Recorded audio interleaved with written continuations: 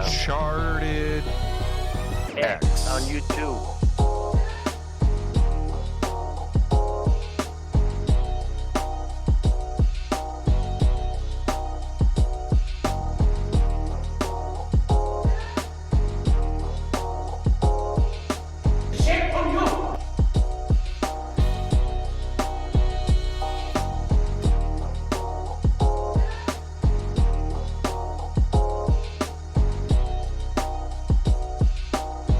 I'm a scientist. I'm a scientist.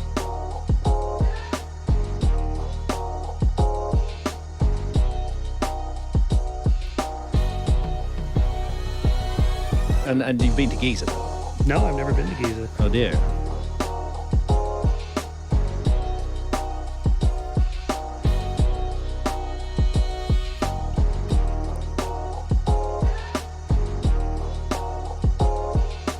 I don't twist my time.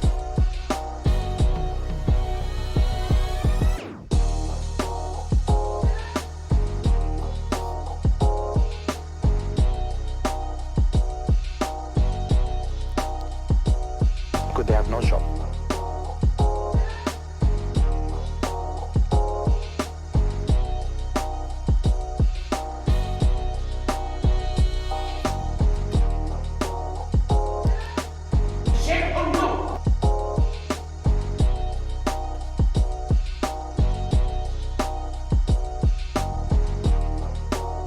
Could they have no shop?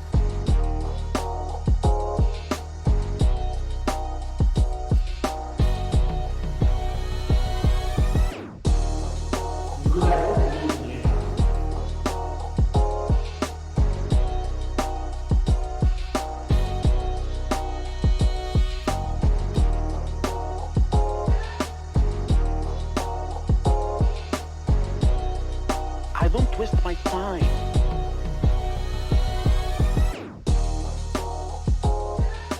I'm a scientist. I'm a scientist.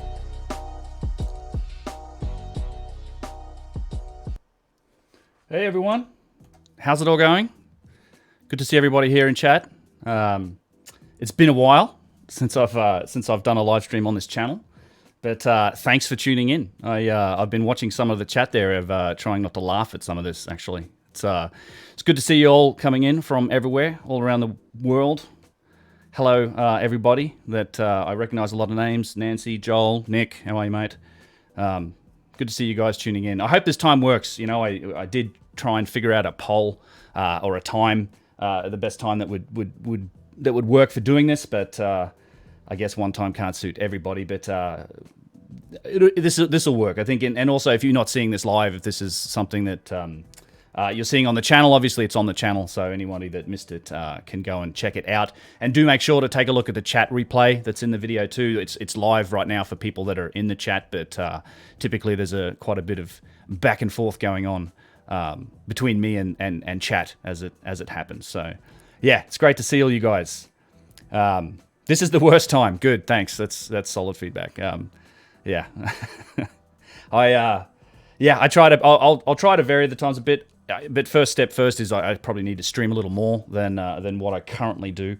I actually created a new channel for streaming a bit more, I guess a less formal than this channel. It's called UnchartedX Live. I'll talk a bit more about that at the end of the show, because after this stream, I'm gonna do a stream over there as well. I might do a read from my latest script on the next video. Talk a bit about that. Certainly a little less prepared and less scripted. I also play games and do things on that channel. So I will. The link's actually in the description on this video, but we will talk a bit more about that at the end of the show. People from Australia, from Japan, Norway, Mexico, everybody. Yeah, it's great to see you guys. Thanks for waiting. We'll get this started. We have, I think, a pretty good set of things lined up today. I want to just a quick highlight or rundown of what I want to get through. We're going to go through some updates just in terms of the channel, some news about upcoming things and trips and all that type of thing. I want to get into some review of the news. There's been in the last few months quite a lot of really interesting developments and news articles that sort of touch on a lot of different relevant pieces to the whole puzzle of history, that type of thing. we're going to also then get into some raw footage from Tanis. So if you see that the last video on my channel I uploaded was about Tanis, the site, the capital of the delta up there in the northern part of Egypt. That was the capital of Egypt for some time. I hope you've seen it. If you haven't, go check that out at some point. But there's some really interesting stuff at Tanis there, and there's a lot of other details that didn't make the cut for that video, and I thought it'd be fun to go through the live footage. We were there with Yusuf and Mohammed, so there's a fair bit of discussion that happens in that, so we'll spend some time doing that. And then also some Q&A. So as we go through this, I've got some questions. I've collected some questions from my patrons and over at Patreon and Subscribestar, and I'll also hit the questions in chat. I'll try and get to a few of those, but I've prepared a few things for some of that, and then we'll see where it goes from there. I imagine it's going to take an hour and a half, 2 hours, something like that. We'll see what happens. I see some discussions about the weather and where people are. I'm here in Northern California, and man, 2020, it's just the year that keeps on giving, isn't it, for a lot of things? So we're in the middle of a heat wave. Obviously also with the quarantine and everything else going on. And the other day we lost power. So it was one of the hottest days, and it was like 2 a.m. in the morning. Power went out for me for about 12 hours. So that's been fun. I also have the public safety power shutoffs to look forward to. Probably more in the fall for us here when the utility provider here decides to shut everybody down every time the wind blows. So that'll be interesting. But other than that, this wasn't one of those. This was just some numpty hitting a power pole at 2 a.m. on his way home from the pub, I think. So, yeah, it's been interesting. But it's just blazing hot here at the moment. It's like 40-something degrees, 100 degrees F out here. So I'm happy to be in here. I don't know if Yusuf is in here, but he is going to be in my videos later on. So without further ado, let's switch over to here. And I wanted to start by talking about a few things just on the channel and some channel updates. So first of all, the big news for me, it's a huge milestone, and I mean huge thanks to all of you guys, because I assume you've all subscribed, but the channel passed 100,000 subscribers, which was surreal. Yeah, really gratifying. I've been doing this for a couple of years on this channel. The growth has been more than I could have expected, and hitting that 100K is kind of a nice milestone for me. It was... yeah, I'm very grateful for that, and I'm really glad that that some of that work has gotten out there. And along with the I guess the 100K, the other thing that happened almost at the same time actually was this video here, the video on ancient Egyptian tube drills. Man, it passed a million views. It's again just unbelievable that video. It's pretty much hands down the most viewed video that I have. Past a million views, and it's got more than like nearly 6,000, 5,500 comments on it. And it stirred up quite a bit of interesting discussion and debate, which is interesting. And in fact, it's a topic for my next video, which later on after this stream, we can, if you move over to the other channel and watch there, we're going to talk a bit about that, and I'll probably read through some of that script, but going to address some of the debate that's been happening on the back of, I guess, this video. So that should be interesting. Brian Forrester suggested me, did he? That's great. Yeah, Brian's a great guy. He does excellent work. I can also highly recommend Brian's channel to anybody that likes this sort of stuff. He's certainly somebody that gives you just an exceptional first-hand view at a lot of these sites. So, well, thanks for subscribing today, Maxford. That's cool. Keep going to 1 million, says Philip. I would love that. That's, and honestly, it's channels like Matt at Ancient Architects and frankly Jimmy at Bright Insight as well. He went past 1 million, I think earlier this year. I mean, they're the guys that give me some hope, that suggest there is that upside to this type of content. There are enough people that are interested in this space. And that certainly seems to be the case, because I mean, in other channel news, I can tell you guys that I've been really busy working on a lot of stuff, but part of those things that I guess aren't making it onto the YouTube channel, I have been engaging with a couple of different opportunities, looking at TV series and stuff like that, just in this space. I honestly treat anything that's in that realm of, well, it's going to get on TV and make a show or a documentary or anything like that, as well. It's likely never ever going to happen, but it certainly won't happen unless I try to do it. And I'm approaching all of these things really openly and like, yep, let's do it. And so I've been working with some people that are in that industry that have produced documentary series before that they do have those conversations with those big content networks, so, the streaming providers and other people. And part of the last few months has been, the process of kind of looking into if there's a possibility to get some of this stuff put down and really tackle it from that, I guess, the perspective that I take on it, which is that, the overall case for rewriting history based on the scientific evidence around the Younger Dryas, the extension of the human timelines, the technological evidence that comes to us from a lot of this, these ancient artifacts and things like that. That's also going to be the focus for the next video. So we'll see. We'll see. But stay tuned. I'll definitely announce anything that happens over here on this channel. Should be great. Brian Forrester is so baked in. Very interesting. So also some more news, and this is something that I saw discussed in some of these comments earlier today. I've got the website up here about Egypt and about the tour. So some of you may know that I had a tour planned earlier in the year, and it was obviously put on hiatus. I guess there was obviously all the uncertainty going on in the world. It's like, well, Egypt shut down, they closed the shop. Where is it? Could they have no shop? Because they have no shop.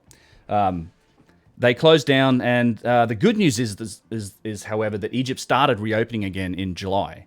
They opened up the flights coming in. They've opened up the tourist industry. There's obviously restrictions, and I don't imagine a lot of people are going to be going there. But if you go to my website and you /tour, or you hit the tour button over here, the tour is going to go ahead. And this is late November, early December. It's November 28th to December 12th.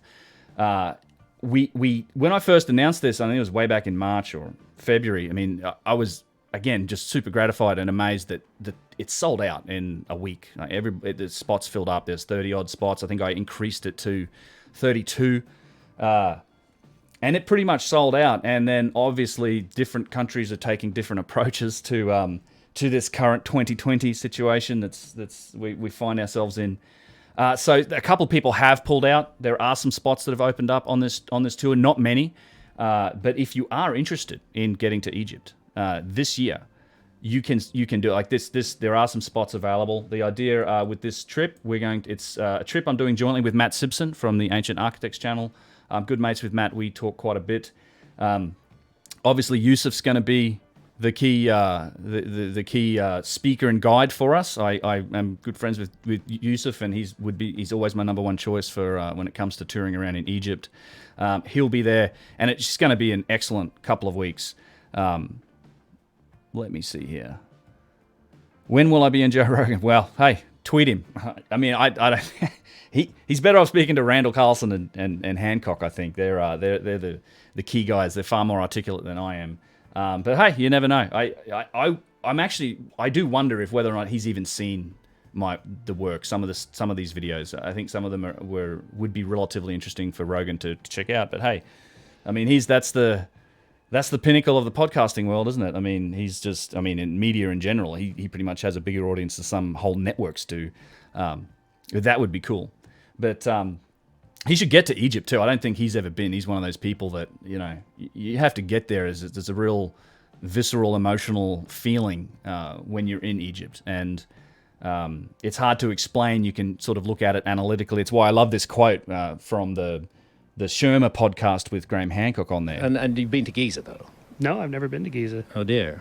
Yeah, which is Graham talking to Michael Sherma saying, well, he's never been to Giza. And funnily enough, Michael Sherma has since that podcast, I mean, that was a couple of years ago now, since come out and kind of changed his position a little bit on the Younger Dryas and on the evidence for it, which is a great, actually really admirable for him, because I can imagine how difficult that is to go from being in a fairly confrontational, I guess, engagement about these things, and then sort of sitting back and having the strength of character, I guess, to analyze the evidence and change your position based on it, which is exactly how it should work.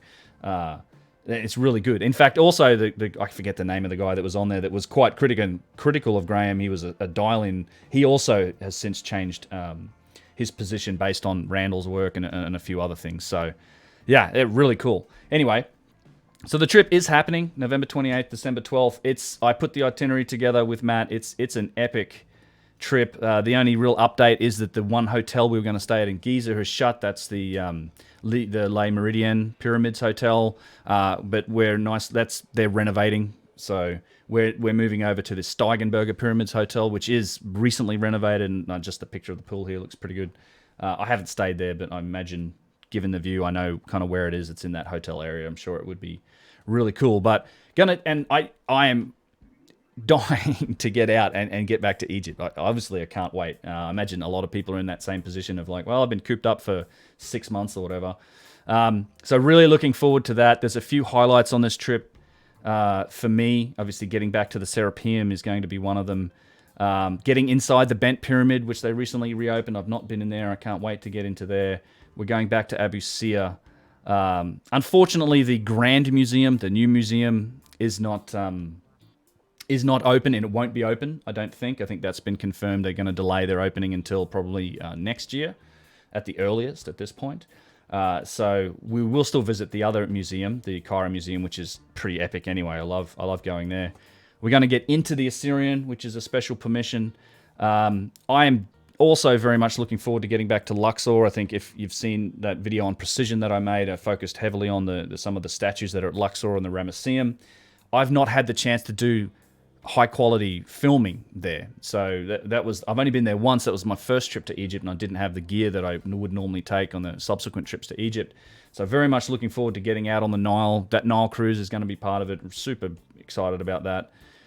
And then getting to these sites and getting a lot of new footage and sort of that high quality stabilized stuff that I like to use in my content.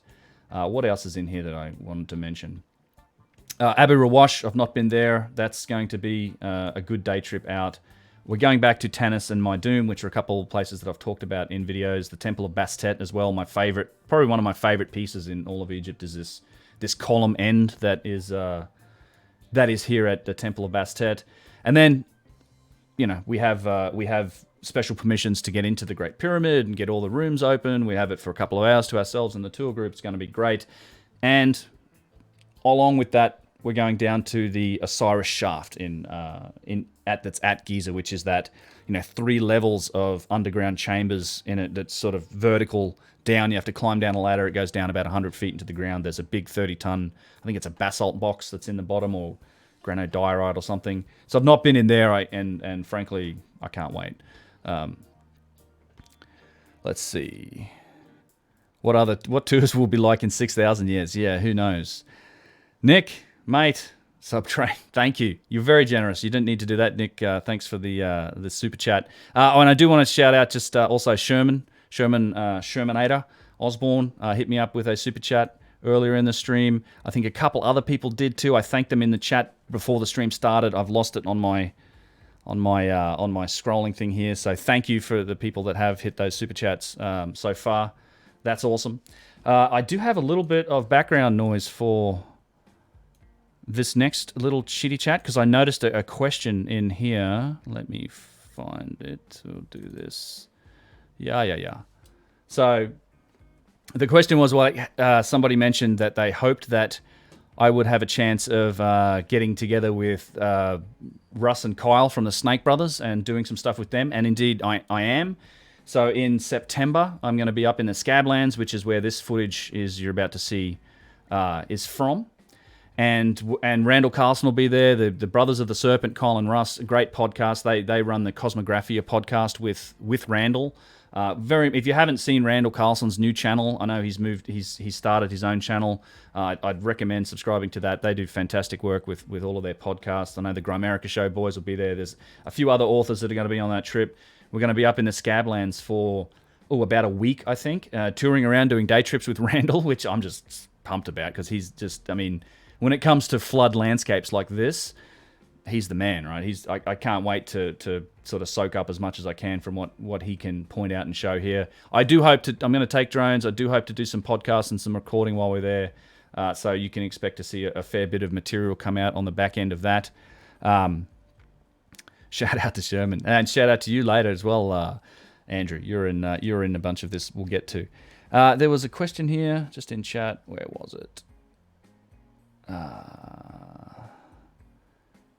Let's see. Can I take pictures in a museum now? This was about Egypt. Yes, you can. And in fact, that's one of the nice things about Egypt recently, and this I'd say in the last 5 or 6 years, they have opened up their clamp. They had a pretty tight control on not taking photos in places. I mean, they take cameras off you going into the Great Pyramid. You can't take photos. You have to sort of sneak and try and take photos in the museum. That's all pretty much gone now. I think they've permitted it. You have to pay a few bucks to get a photo or a camera permit, which is fine. And you can take photos of whatever. They experimented it with like a weekend where they opened up the museum to say, well, anyone can come in and photograph stuff. And all these people, the response was huge. So I think the new leadership over there, not this guy, but the new leadership that has really sort of loosened up their restrictions on photography and video, which is just excellent. Jimsy McCarry, $5. Love your work. Thanks, Jimsy. Cheers. Thanks for the 5. Good on you, mate. So yeah, and the other thing I wanted to say about that Egypt trip was that I actually think it represents a remarkable opportunity to go in this period where there's probably not going to be many other people there, right? I honestly, I hope, this is our experience, I hope that we're going to get a lot of these sites more or less to ourselves, which is not, it's very much not the case in a lot of times in Egypt.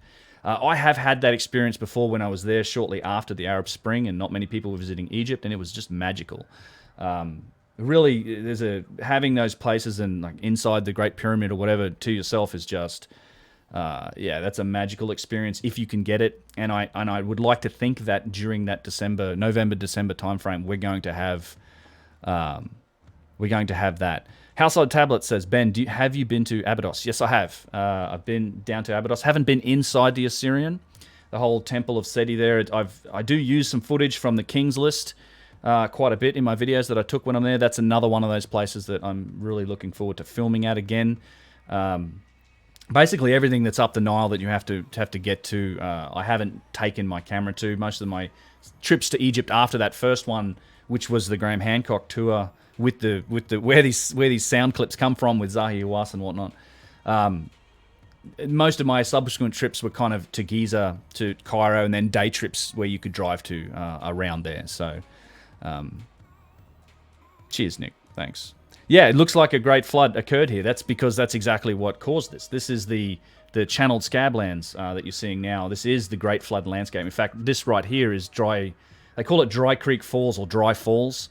And it's just tremendous, like this whole horseshoe-shaped cavity. This was chewed up out of that landscape. It moved something like 2 miles in a period of a couple of weeks, they think, was the violence and ferocity of this flood. And in fact, the water level here, the water level at the time was about 300 or 400 feet above the plateau level. Like it was this maelstrom of death and destruction that came on the back of the Younger Dryas. And this is one of the premium indicators of mega floods that happened at the end of the last ice age. I think it's tightly coupled to the Younger Dryas, and I think science going forward in the next decade or two is going to continue to firm up those connections. But there's all sorts of features here that, if you've watched Randall Carlson, he explains it, and this is part of what I'm looking forward to getting into. Like just these sinkholes and these drill holes where it's literally eddies and currents and whirlwinds of water and rock and mud and ice just tore out the the bedrock and the basalt on the plateau and made these holes. It's just it's a spectacular landscape, and we're spending a week in it doing day trips and things. Nancy Volker, $5. Thanks, Nancy. Cheers. That's very nice of you. Nancy is a frequent commenter on my videos. Almost the first on so many of them. She gets in and says hello, and thanks for watching, and thanks for the super chat. It's a question here. Let's see. That is the Scablands, the real Jackson. The real Jackson? Yeah. So this is the Scablands of Eastern Washington State. That's what this is. That's where we're going with Randall. That's exactly what it is. That's a good question. What do I make of Robert Schoch's work on the potential lightning scorched rock possibly related to solar outburst events and suspicious observers' solar micronova? The whole theory is very interesting. It's a little... In terms of weight of evidence, I think there's a ways to go with Schoch's theory. I think I generally approach the past as saying that I think when you look at you go back and look at the graphs of that Younger Dryas period and the Bolling Alarod before that and the older Dryas even, there's the elder dryas, I guess, there is room for more than one type of cataclysm, and I think absolutely the sun's played a part in a lot of that stuff. The terrestrial lightning theory and the melted stone is really interesting, and as is the whole plasma universe model, right? The suspicious observers stuff. I know that there's some infighting going on, I guess, in that group of about the electric universe and the plasma universe, and that there's some distinctions and differences between them. I do I try to keep up with that work. I get a lot of value out of those suspicious observer videos. In particular, his daily updates are just, I think they're excellent.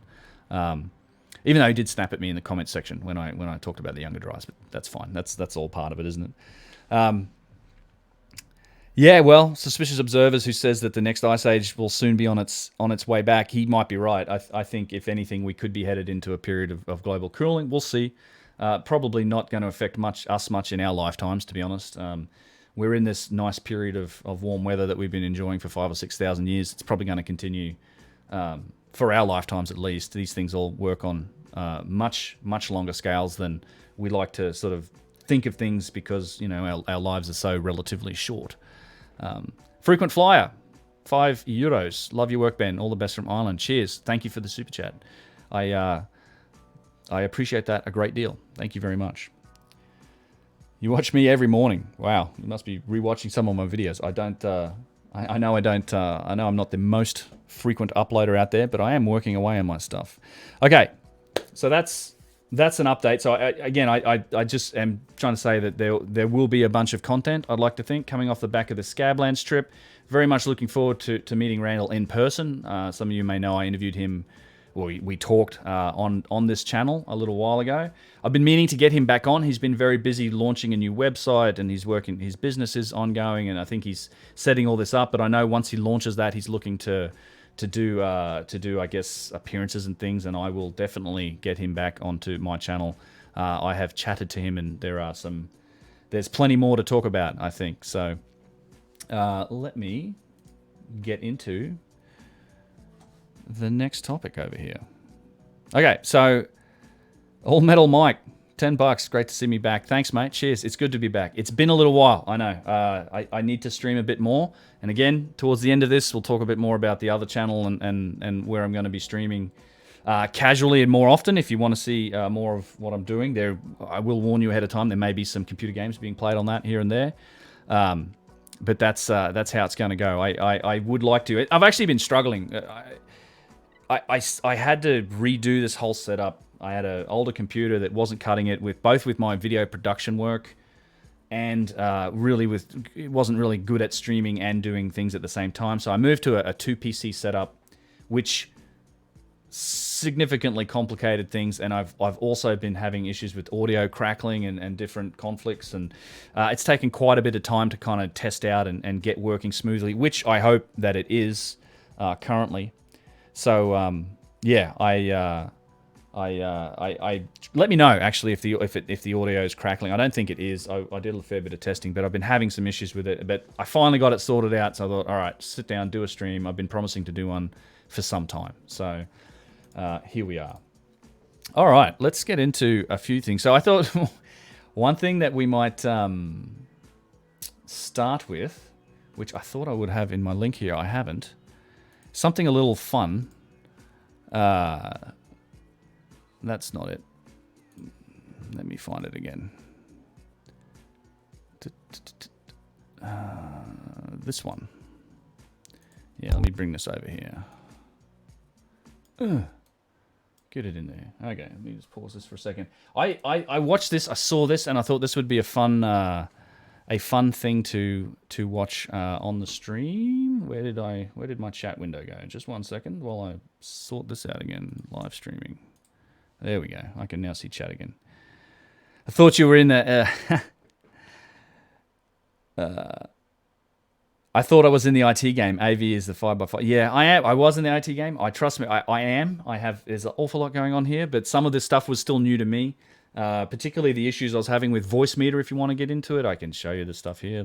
This is basically the sound panel setup I have on my main PC, and then I'm sending audio over to the streaming PC, and I'm sending audio back, and it's complicated. And there was some issues that weren't really expected and took quite a while to debug. So moving on.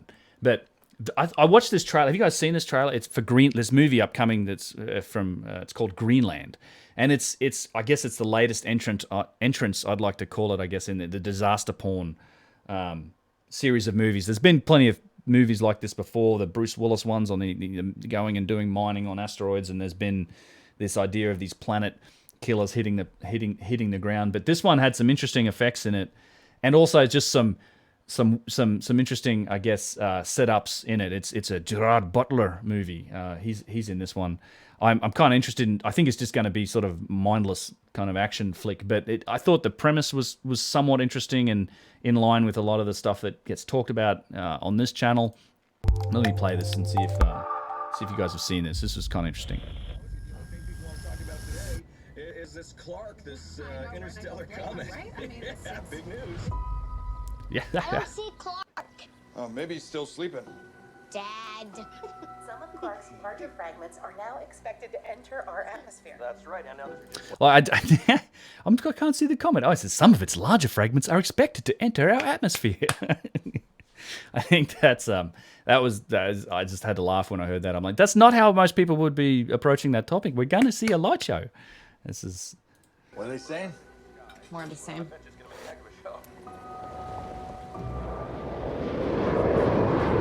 Whoa. Where are they going? Gerard Butler almost speaks English. The first chunk is about to hit. What? Only part of it is going in the ocean. Would you look at... Only part of it is going in the ocean. It'll be fine. Wait, where's the explosion?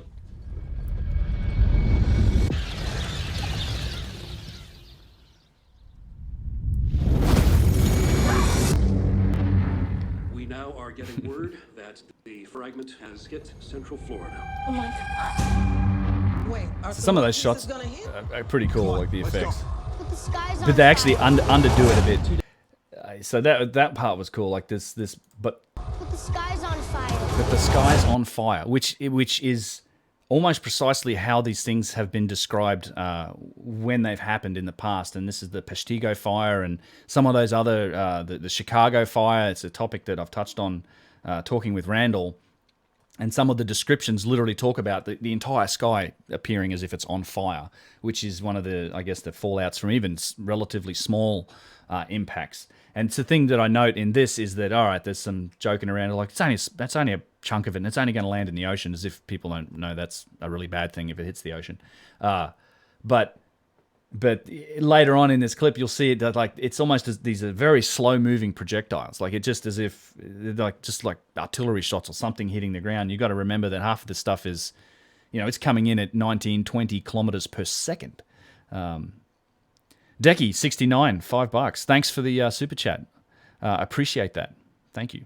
And also 757. Neowise, have you found any sites, cultures? He sent $10 and says, have you found any sites, cultures whose observations and influences by this comet 6,000 years ago? Yeah, your insights are always great. Thanks for it. I definitely have. The question of whether I've found any sites or cultures who have observations about comet impacts. Yeah. I mean, I have a video on the channel called, I think it's Myths, Gods, and the Younger Dryas Cataclysm. And I think you would be hard-pressed not to find ancient cultures and even modern ones that don't contain references to events and things that likely happened as a result of cosmic bombardment and what may have taken place during the Younger Dryas. The mega floods that are in today's Christian religions and all of the Abrahamic religions, it's either fire or flood. And a lot of those early cultures, they all talk about being wiped out, like their ancestors were wiped out almost entirely and forced to start again.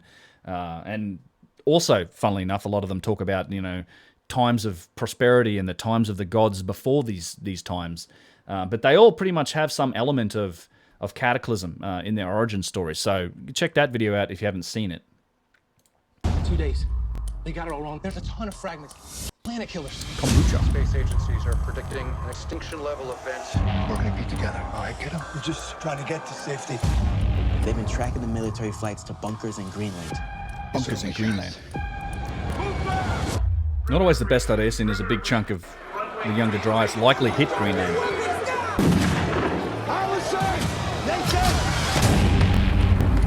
public acclimatization to the possibilities. Yeah. We'll find him. It's okay. Clark's largest fragment will hit in less than 24 hours. I swear, I'm gonna get So it's so slow. Like there's these quite gently burning projectiles. It'd be like you wouldn't even see them. If you are hearing this broadcast, seek shelter immediately. What is it? What's going on? If you are hearing this broadcast, seek shelter immediately. It seems too slow to me. Even these. Hang on, Nathan. Seek shelter immediately. And objects that small probably aren't going to even make it down to the ground and be that small. They generally they'll airburst and be Tunguska-like impacts, you know, rather than those smaller ones. Only things that hit the ground are likely going to be big ones. Why is drama so dramatic? Yeah, they're pushing it. It's called Greenland is the name of that movie. I don't know if it's out yet. I saw the trailer. I thought it'd be a fun thing to watch on stream. Actually, meteor impact. Let's just see if because I wanted this. There's this other video of the noise that I think I tweeted this out. If I can't find it, we won't worry too much about it. But it's the most amazing. If you've never heard this, Russian meteor sound shockwave. This is absolutely astonishing. This is. If you've never heard this, check this out. I mean, and beware, it's loud. But you can see the trail, right? And this is also a connection to the snakes in the sky because you have this kind of almost a snake-like pattern of it coming in, but then this noise when it hits. Obviously, the speed of sound's much slower than it's probably already landed, just waiting for the shockwave to get to them.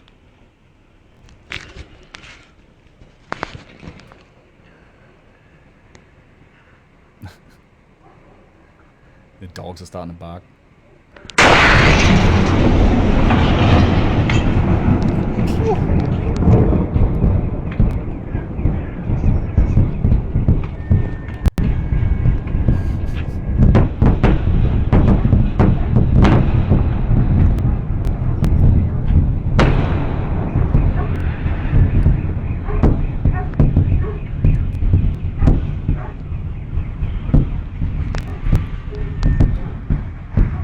Aftershocks and probably the little other ones, the smaller ones. It is one of those Russian videos. This was in Russia.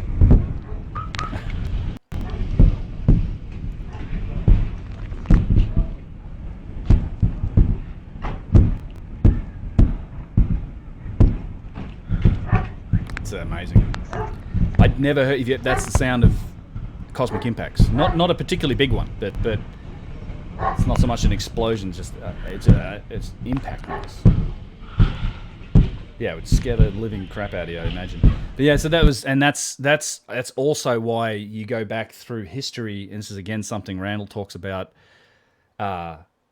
is that, you know, we've also been fearful of comets. Comets have never really been looked at. We recently had that comet, and you look up in the sky, it's great. But in ancient times, I mean, they were seen as just harbingers of doom and destruction because people that had been through these. I mean, that's the Mahabharata, and India talks about literal, you know, swarms of meteors hitting the ground. It's an interesting phenomenon. And this video, the fact that we can capture the actual sound of it, and you get some little sense of what it might have been like, even though it's headphones. I mean, imagine it was quite a visceral feeling to actually hear that at the time. You wouldn't really want to be anywhere near it, but. Yeah, no, all the popping, I think it's either the sonic booms or the popping of the debris and the other chunks going around it. But that spiral in the sky and those snakes almost shape is something that also reoccurs throughout many cultures in history. Some people think the pyramids at Chichen Itza and the way that you have that snake at a certain day, I think on the solstice, it casts that shadow pattern of a snake. It's all kind of connected, I think, in a lot. That's why there's been so much symbolism and iconography around comets in ancient cultures, because I think ancient cultures had some experience with this, or at least their ancestors did. And it would be, I mean, if you don't have a real explanation for it, right? If you're relatively primitive, like it's the gods are angry at this point, right? It would be a story that would then become extremely important in cultures, and it would become parts of myth and legend, and we would encode that data into our stories and pass it down through time. And I think we see the end result of that in a lot of our culture today, even. So yeah, it's that comment here. That media was a fake to scare people to sell their land to real estate agents for a cheap price. It's free real estate. It's funny that decades ago it was common understanding that a large impactor collides with Earth every few million years. The timescale has constantly decreased. That's true, actually. We've been learning that this happens more and more frequently as we go forward. Like it's that timescale is shifting ever shorter, it seems.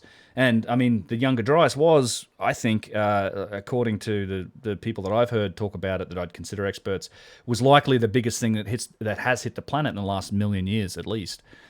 So, you know, these things do happen from time to time.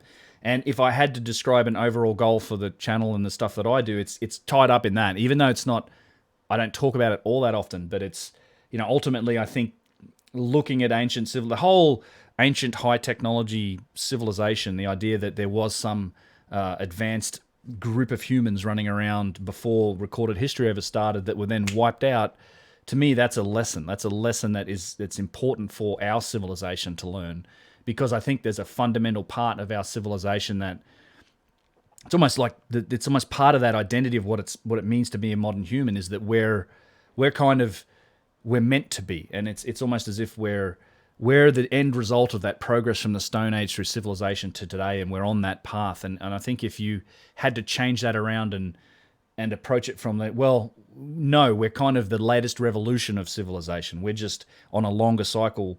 We're now building up again to these heights, but we've been to some degree at this point before only to have been wiped out. And I think that if that became more cemented in people's, I guess, just general thinking or awareness of who we are and where we are in the universe, it might over time create more of a desire to, like, let's work together to solve this problem. It's because it's the one thing we could possibly fix, right?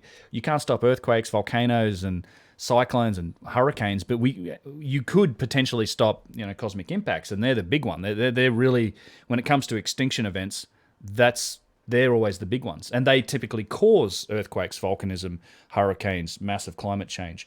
So, it's altruistic as the goal goes, but that's ultimately why I think it's important. It's why I'm constantly fascinated with it. RGT, $50 reduce from Canada. As usual, awesome stuff. Thanks, Garth, from Thunder Bay, Ontario. Cheers, Garth. Hope you're enjoying the summer up there. It sounds like it's a cold place otherwise. Let's see. Discord link, says Nick. Yeah, you can post it in there. I will post a Discord link in there as well afterwards in the chat. So we'll see. All right, I thought that would be just a little bit of fun to talk about. I have a few other things here that are a little more, I guess, serious, I guess, or a little less Hollywood that we can talk about. And these are kind of go under the category of stuff always keeps getting older. I'm going to pop my music back on. Okay.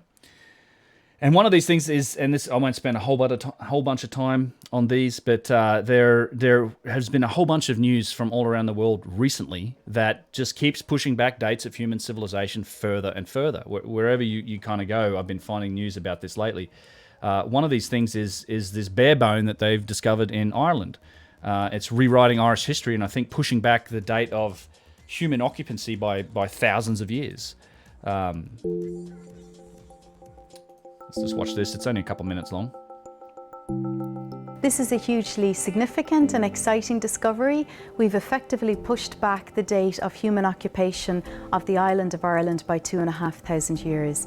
Until now, James, I'll get to that we question knew in a that sec. people had been here about 10,000 years ago, but now we've pushed that back into an earlier period, into the Paleolithic. This journey began in 1903 when a team of scientists, the foremost scientists in Ireland at the time, excavated a small cave outside Ennis in County Clare. And during those excavations, they recovered archaeological material and thousands of animal bones. And the bone that forms the centre of our project was one of those bones, and they commented on this bone in their excavation report. They remarked on the fact that it had these cut marks. This is a patella, which is a knee bone, and this bone is from a bear. It's an adult bear. The cut marks tell us of somebody butchering a bear carcass. So we're looking at a scenario where you have a bear and it's being butchered. They're cutting through the knee area, probably to pull out the tendons. We're also looking at somebody who seems to be perhaps inexperienced at this, because you can see there are 7 or 8 different looking through this area. The first piece of work we did is we took a sample from the bone and we sent it for radiocarbon dating to Queen's University Belfast. The date that came back was 12,500 years ago. This was very exciting. It was completely unexpected. So we wanted to verify that date to make sure that the date was accurate. So we took a second sample from the bone and we sent this sample to the University of Oxford, and the radiocarbon dating laboratory there sent back exactly the same result. So again, it's thousands of years before they thought they had occupancy in Ireland. They've found this evidence for human activity on the kneecap of a bear.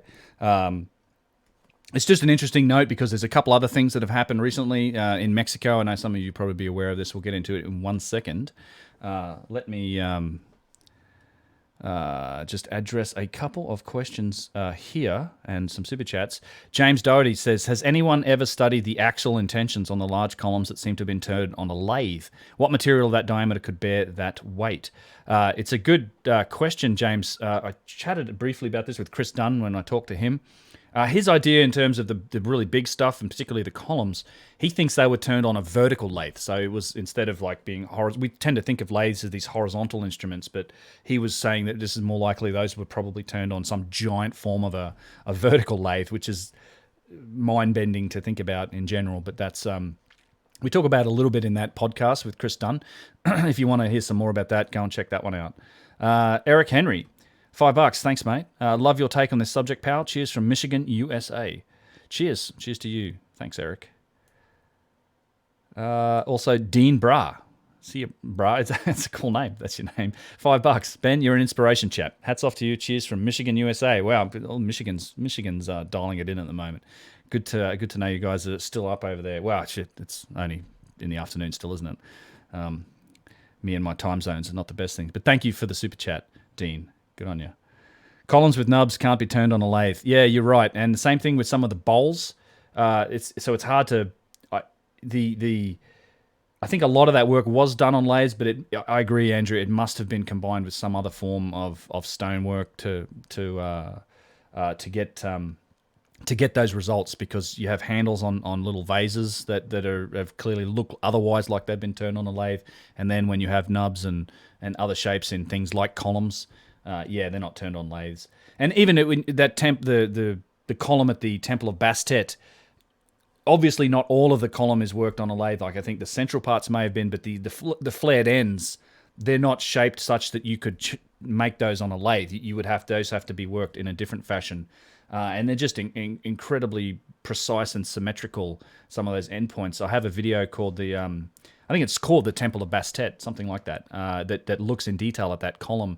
And if you haven't seen it and you want to see just one of the most jaw-dropping examples of incredible stonework in granite, go and have a look at that, because it's just one of the best and most well-preserved pieces of granite, and just it blows your mind when you look at it. And the ends of those columns looks like they have divots in them that would be required to be placed into a lathe. So anyway, the Irish thing is interesting. That pushes it back a couple thousand years, but it gets even more interesting when this news came out, which came out I think in the last few months, which has just massively blown back the date for human occupation of the Americas. Right.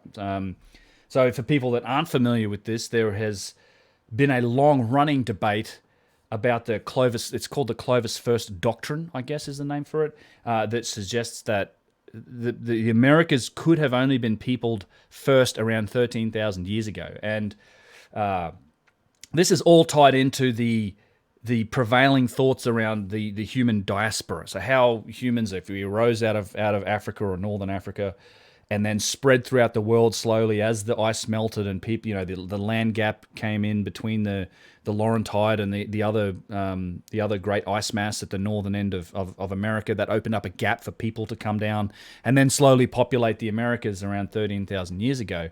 And that's kind of been the prevailing theory. And in fact, so that's also typically been backed up by a lot of archaeological evidence at dig sites that then go back and they dig down to what they call the Clovis layer, which is around it. You date the strata, and there's some organic dating that goes on too. But they date that stuff back to around 13,000 years ago. What's interesting is that they typically won't ever dig any deeper than that, because it's been sort of fiercely defended in that academic fashion that happens in this space, where it's very aggressively defended by its proponents. But in recent years, we've had a whole bunch of new sites come up that are really challenging that theory. There's the Bluefin Caves. I think they're up in Alaska. There's been some other finds. The Cerruti Mastodon site down here in California, which takes the date back even further, like to 100,000 years. Has some more work to do. Like that evidence can be interpreted a few different ways, but for sure it seems now that this Clovis first doctrine has been buried, because they found this cave in central Mexico. And so I'll read a little bit of this. It says, when researchers first arrive at a cave high in the desert mountains of north-central Mexico, they hope to learn what the environment was like there thousands of years ago. But the unexpected discovery of what they believe is an ancient projectile point led to a decade-long excavation that could rewrite the history of the Americas. And this is National Geographic. According to a paper published today in the journal Nature, the site known as Chiquihuite Cave, God, I don't know, may contain evidence of human occupation that places people in North America around 30,000 years ago, roughly twice as early as most current estimates for when humans first arrived on the continent. The question of when people first arrived in America has been debated for more than a century. For much of that time, the reigning theory put the arrival around 13,500 years ago, but archaeologists are now exploring sites that keep pushing the date farther back, including some who have reported finding signs of human presence beyond 30,000 years ago, including this one. The evidence supporting these claims is hotly contested, and this latest discovery is already stirring more controversy. I see your Neanderthal question there, Johnny. I will get into that in a minute. There's a few other things. I actually have some thoughts about that. So what happened is they were digging. They were looking to find, I guess, climatic records, and then they found evidence of projectiles. And I think there's some pictures of what they found down here. Some points and things that basically point towards peopling of the Americas. And this is important. This graph here is kind of important to explain this. So, as I said, this is what the prevailing theory. So the idea is that if you came out of there was a mass migration that came from the north, and this is how they thought the Americas were populated, but it was for the longest time blocked by ice. And so the idea is that as the Pleistocene and the Ice Age was melting, you have the Cordillera and the Laurentide ice sheets, and then they separated, and there is this thing that they call the ice-free corridor, which sort of would have opened up, and then that's how they think people came down, and that they know that happened around that 13,000 year ago mark. Barry, $5 for super chat. Thanks, Barry. Cheers. I really appreciate that. You guys are great. I'm loving the super chats. Thanks.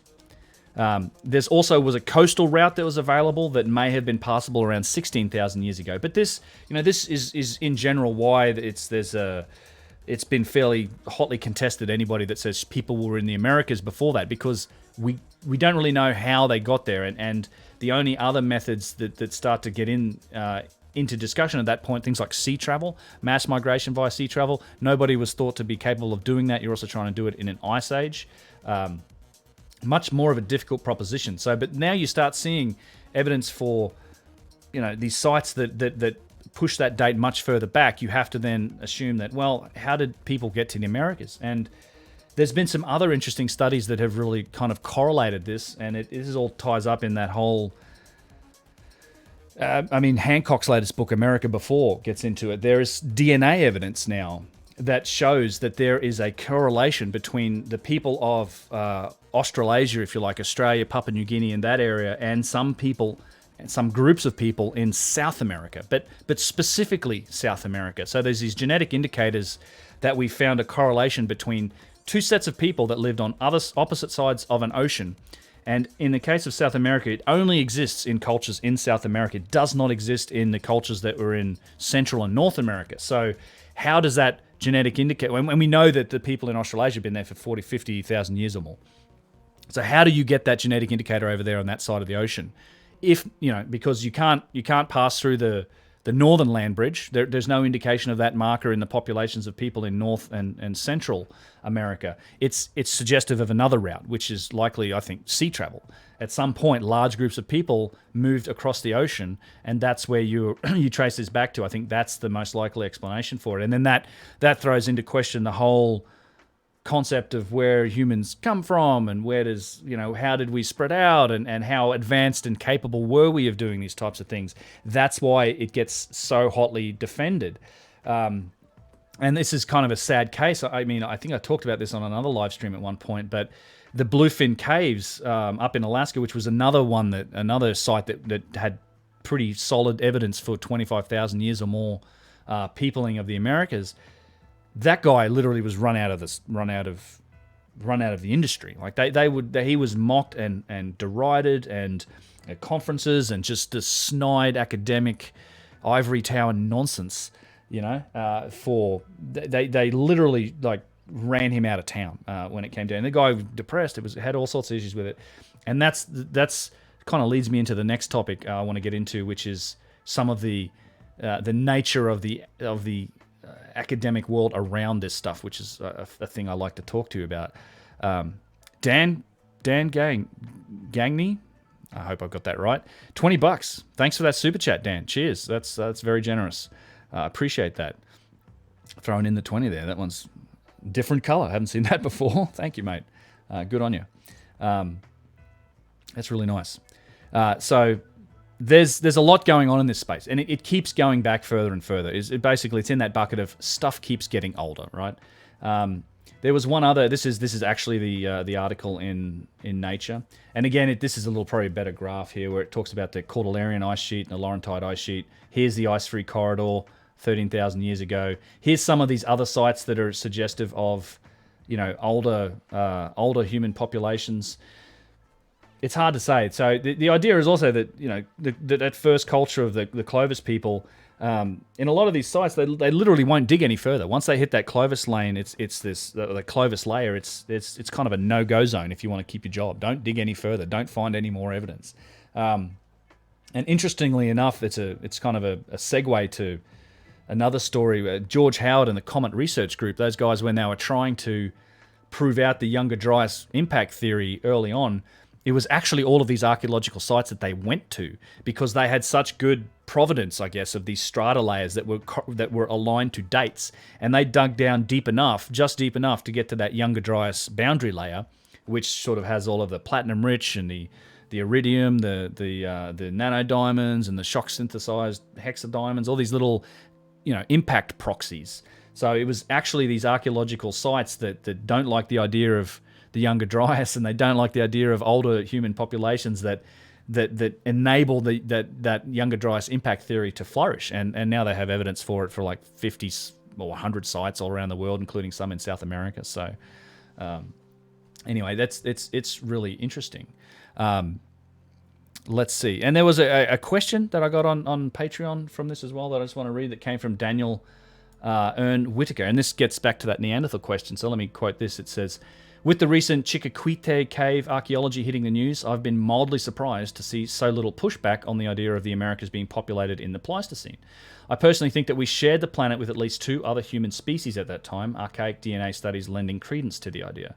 What are your thoughts towards the biggest of the megastructures we see today having been originally built by another, much larger species prior to the Holocene?"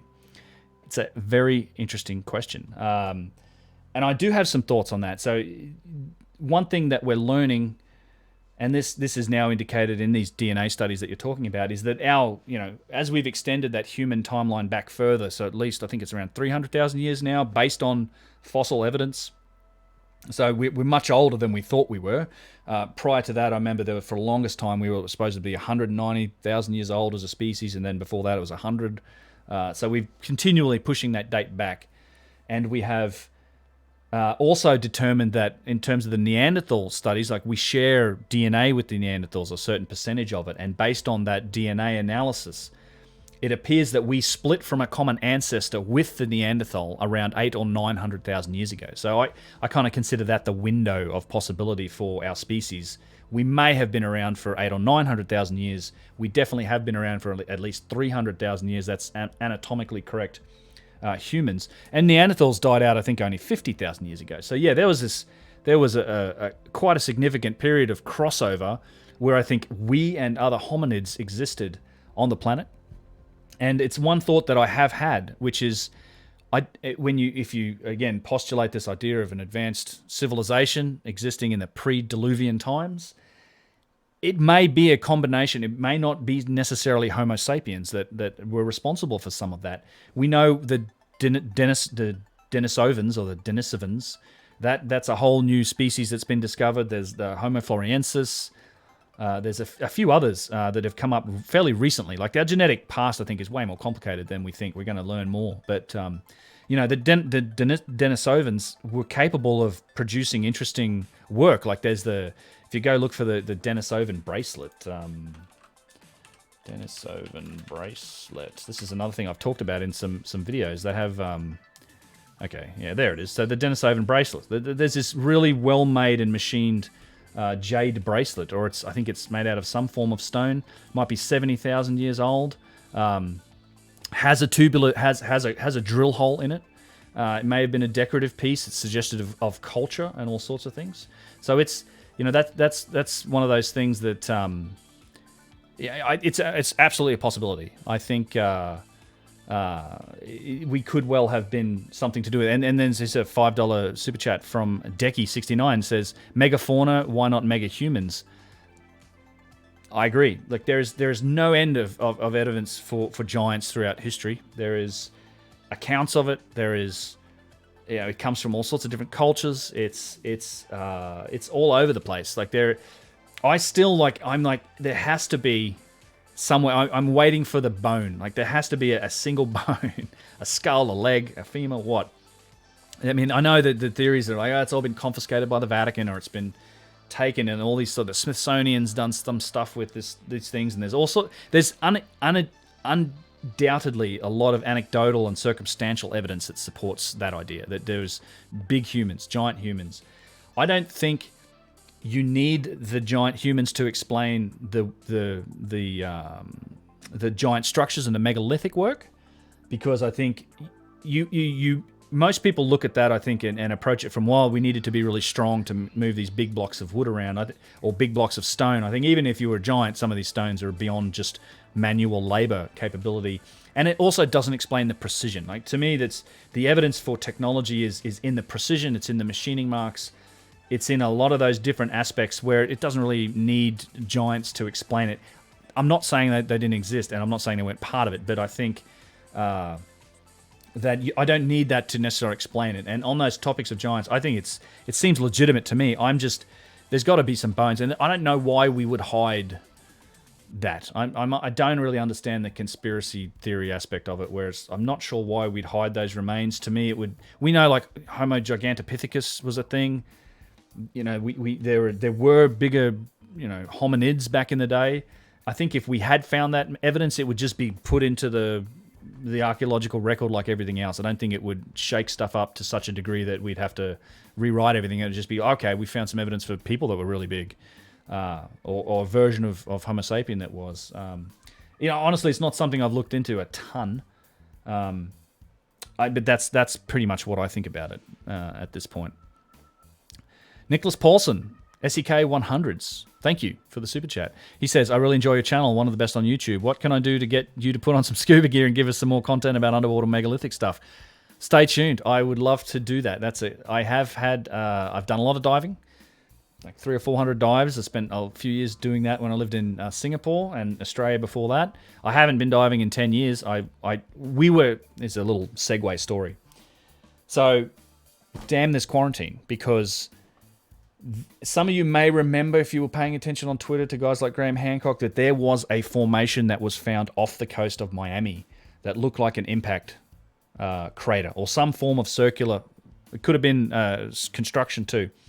There was, and it was recently discovered with Lidar, and I've seen some comments about Lidar. We're going to get into some Lidar stuff because I have some other questions on Lidar. And it had been discovered, but it hadn't been explored yet. Nobody had really gone and taken a look at it. There was all sorts of theories about it being marks from like a chain on a dredge that had turned around because it's out there in this area off the coast of Miami that had, I mean, near some areas that were dredging, but the consensus eventually was, we talked to some people that we knew the area, they thought that's not what it was. But long story short, George Howard, the Snake Brothers, and me and Chris Cottrell from Dublin, we were going to go over to, we had planned, we'd booked the flights, I'd rented the submersible drone, like a 4K underwater drone. I'd got the scuba gear, we'd priced it all, booked the hotels, and then Florida. And we were going to go over and go out and dive on it and spend a couple days collecting data and samples and then trying to actually prove it out. And because George is connected to the real scientific, legitimate side of things, actually doing some first-hand research and then, content on it. But the world shut down. Florida shut down. They cancelled the hotel reservations. The flights got canceled. It just all fell apart, unfortunately. But we had all that lined up and we were planning to go do that. So I'm a little sad about that. But I'm looking for those sort of opportunities with diving. I'd love to get back in the water and do some of that stuff. So yeah, good. It's a good comment. Yeah, and actually you mentioned Archetype Net mentioning Graham Hancock and his diving. Yeah, I would love to. In fact, Yonaguni is a place I'd love to dive at. I'm a good diver. I'm a good swimmer, so I'm not worried about the technical aspects of it. It's one more question here. How advanced do you suspect the previous civilizations were? As advanced as the Romans or advanced as our age? I think they were more advanced than the Romans. I'd still classify them as relatively primitive. I think they were... it's a long answer, I guess, but in brief, I think that they were advanced, but not like us. I think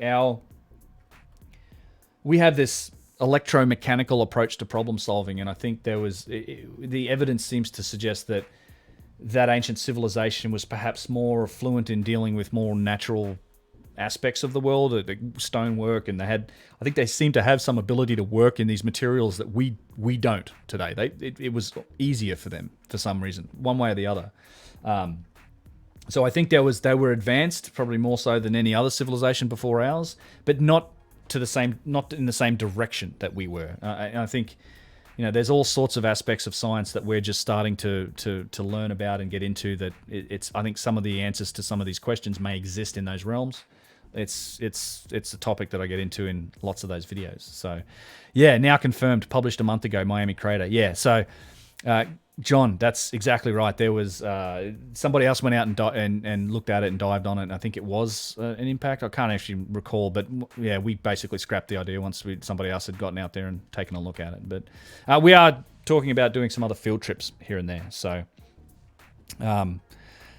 it's an interesting idea. Let's see. All right, there's one other thing that another little mystery. This news came in, then something that I had not seen before, that I was interested in, which is this. I don't know if you guys have heard of this, but it's the mystery of the tumuli. Now, these tumulis are these mounds that they find on New Caledonia. I think it's Isle of something or others, and in New Caledonia, it's one of the Isle of Pines. Yeah, so. Let me just read this out. It's interesting. I'll read this abstract to this paper because it's an interesting discovery, or it's been an ongoing mystery that I wasn't aware of. So I'll quote here. The ancient migrations settling the South Pacific remain poorly understood. This is particularly so when the New Caledonia sequence is considered and where perhaps the greatest archaeological mystery of the region awaits resolution. Scattered across the Isle of Pines, more than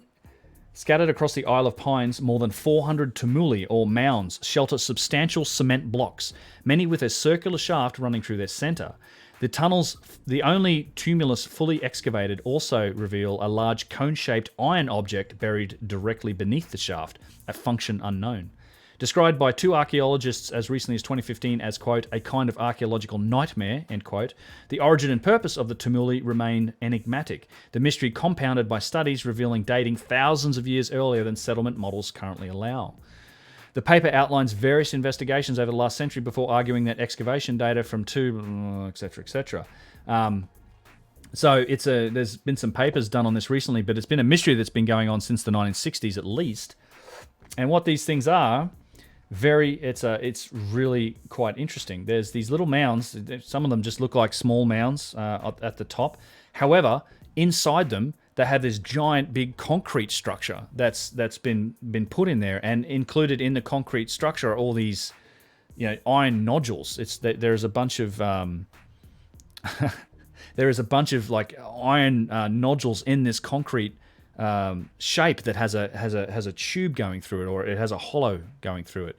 And then underneath at the bottom, they find that there's actually some sort of cone-shaped iron object that's in the ground. It's really, really interesting. So here's an example. This is an excavated mound. This is one of the concrete cores. It's a very high-grade concrete, apparently. And some of them are really big, so like more than 2 meters high.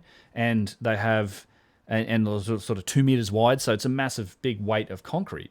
And then these are the iron nodules in it, but then this is, I think, really telling here. So you have the ground layer, you have this mound that's been built over this cylindrical concrete amalgam with a core through it, and then underneath that there's this sort of cone-shaped iron object in several of them. So it's this, like, the actual thing on the bottom is made of iron.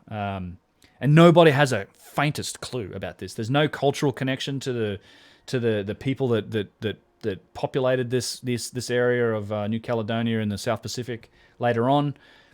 There's just nothing culturally significant that connects to it. And then the dating that's been done on this pushes them back thousands and thousands of years beyond the first time they ever thought humans had anything to do with this. It's a really, really big mystery.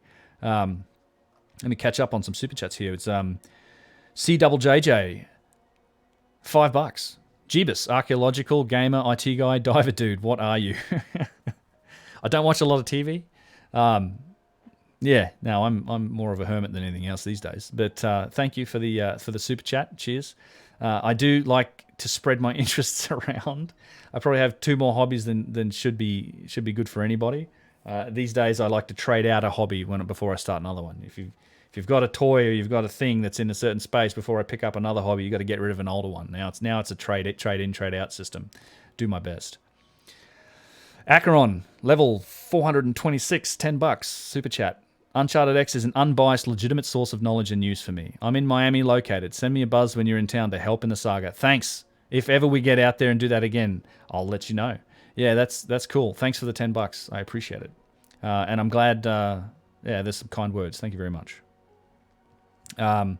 It does look kind of like a forge, doesn't it? I don't know what this is. There was some notes in here I wanted to read. Let's see. The structures contain a massive concrete core, remained unsuspected and unknown until proper excavations on the Isle of Pines began in 1959. So it just looked like mounds, maybe burial mounds, but it wasn't until this part, like they started investigating it in the early 60s, late 50s, I guess. And then they found, these concrete cores with a like they called it a post hole in there. But it's almost, you could speculate all day about this. I look at this picture and I'm like, And then you have pyramids with subterranean chambers and kind of all this other stuff. I don't know if it's connected. And interestingly enough, if you go to Google Earth and you look at where is the Isle of Pines, and this is speculation here, but remember we talked about that there's the Isle of Pines here. This is New Caledonia in the South Pacific. We talked about before with all the DNA evidence and the sites in the Americas, right? This is Australasia area. This is where the Isle of Pines are. This is the Pacific, and here's the Americas. So you've also got Easter Island out in here somewhere, right? So I think there was quite possibly a fair bit of activity going back and forth around this ocean in that older time period. I don't know. MoFi, €5. Love your work, Ben. All the best from Cornwall in the UK. Thank you very much for the super chat, MoFi. That's very kind of you. Holy crap. Hitman TV 2010, $50. Thank you, mate. That's very generous. You don't need to do that. But I very much appreciate it. He says, comets possess plasma coma. Plasma core? Plasma coma. Plasma equals energy. First law of thermodynamics applies. Impact speed is greater than Mach 30. Yeah. The impact comet compresses magnetosphere. Jacek joint shock forged lithosphere plasma crater. Okay. Are you talking? You have to explain that to me. You're talking about this specifically, or just plasma craters and the effects of kind of some of these impacts? Because yeah, that's is this a plasma universe thing?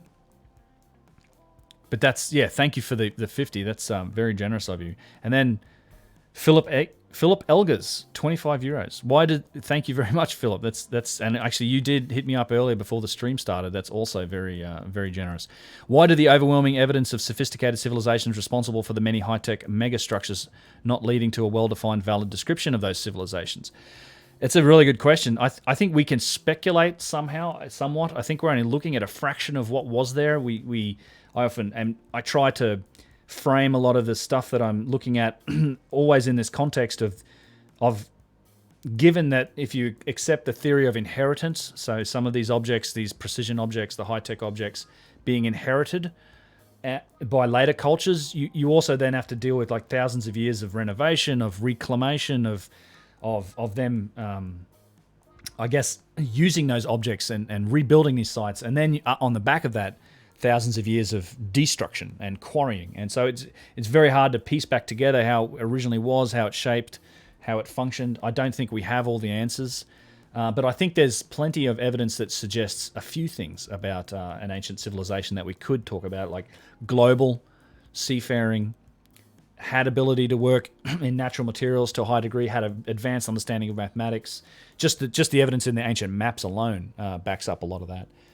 There is a lot of I guess circumstantial and corresponding evidence around the world that lends itself to that idea. But you're right. I would like to see that kind of thing done. Like and I've not done that because I try not to speculate too hard in my my videos. My next video is actually going to talk a little bit about that, about what my position is specifically relating to these things. Because, I mean, when I look at ancient high-tech objects, the precision in the statues, the columns, the massive megalithic work, you know, mostly what I'm doing is frankly calling BS on the orthodox explanation for them, because I don't believe that the box that we put these objects into, that is they're forced to go into, which is this box of primitive tools and primitive methods, you know, copper chisels, pounding stones, human horsepower. I just don't think it satisfies the burden of proof of trying to explain it. I'm not saying that I know how they were done. I don't know how they were done.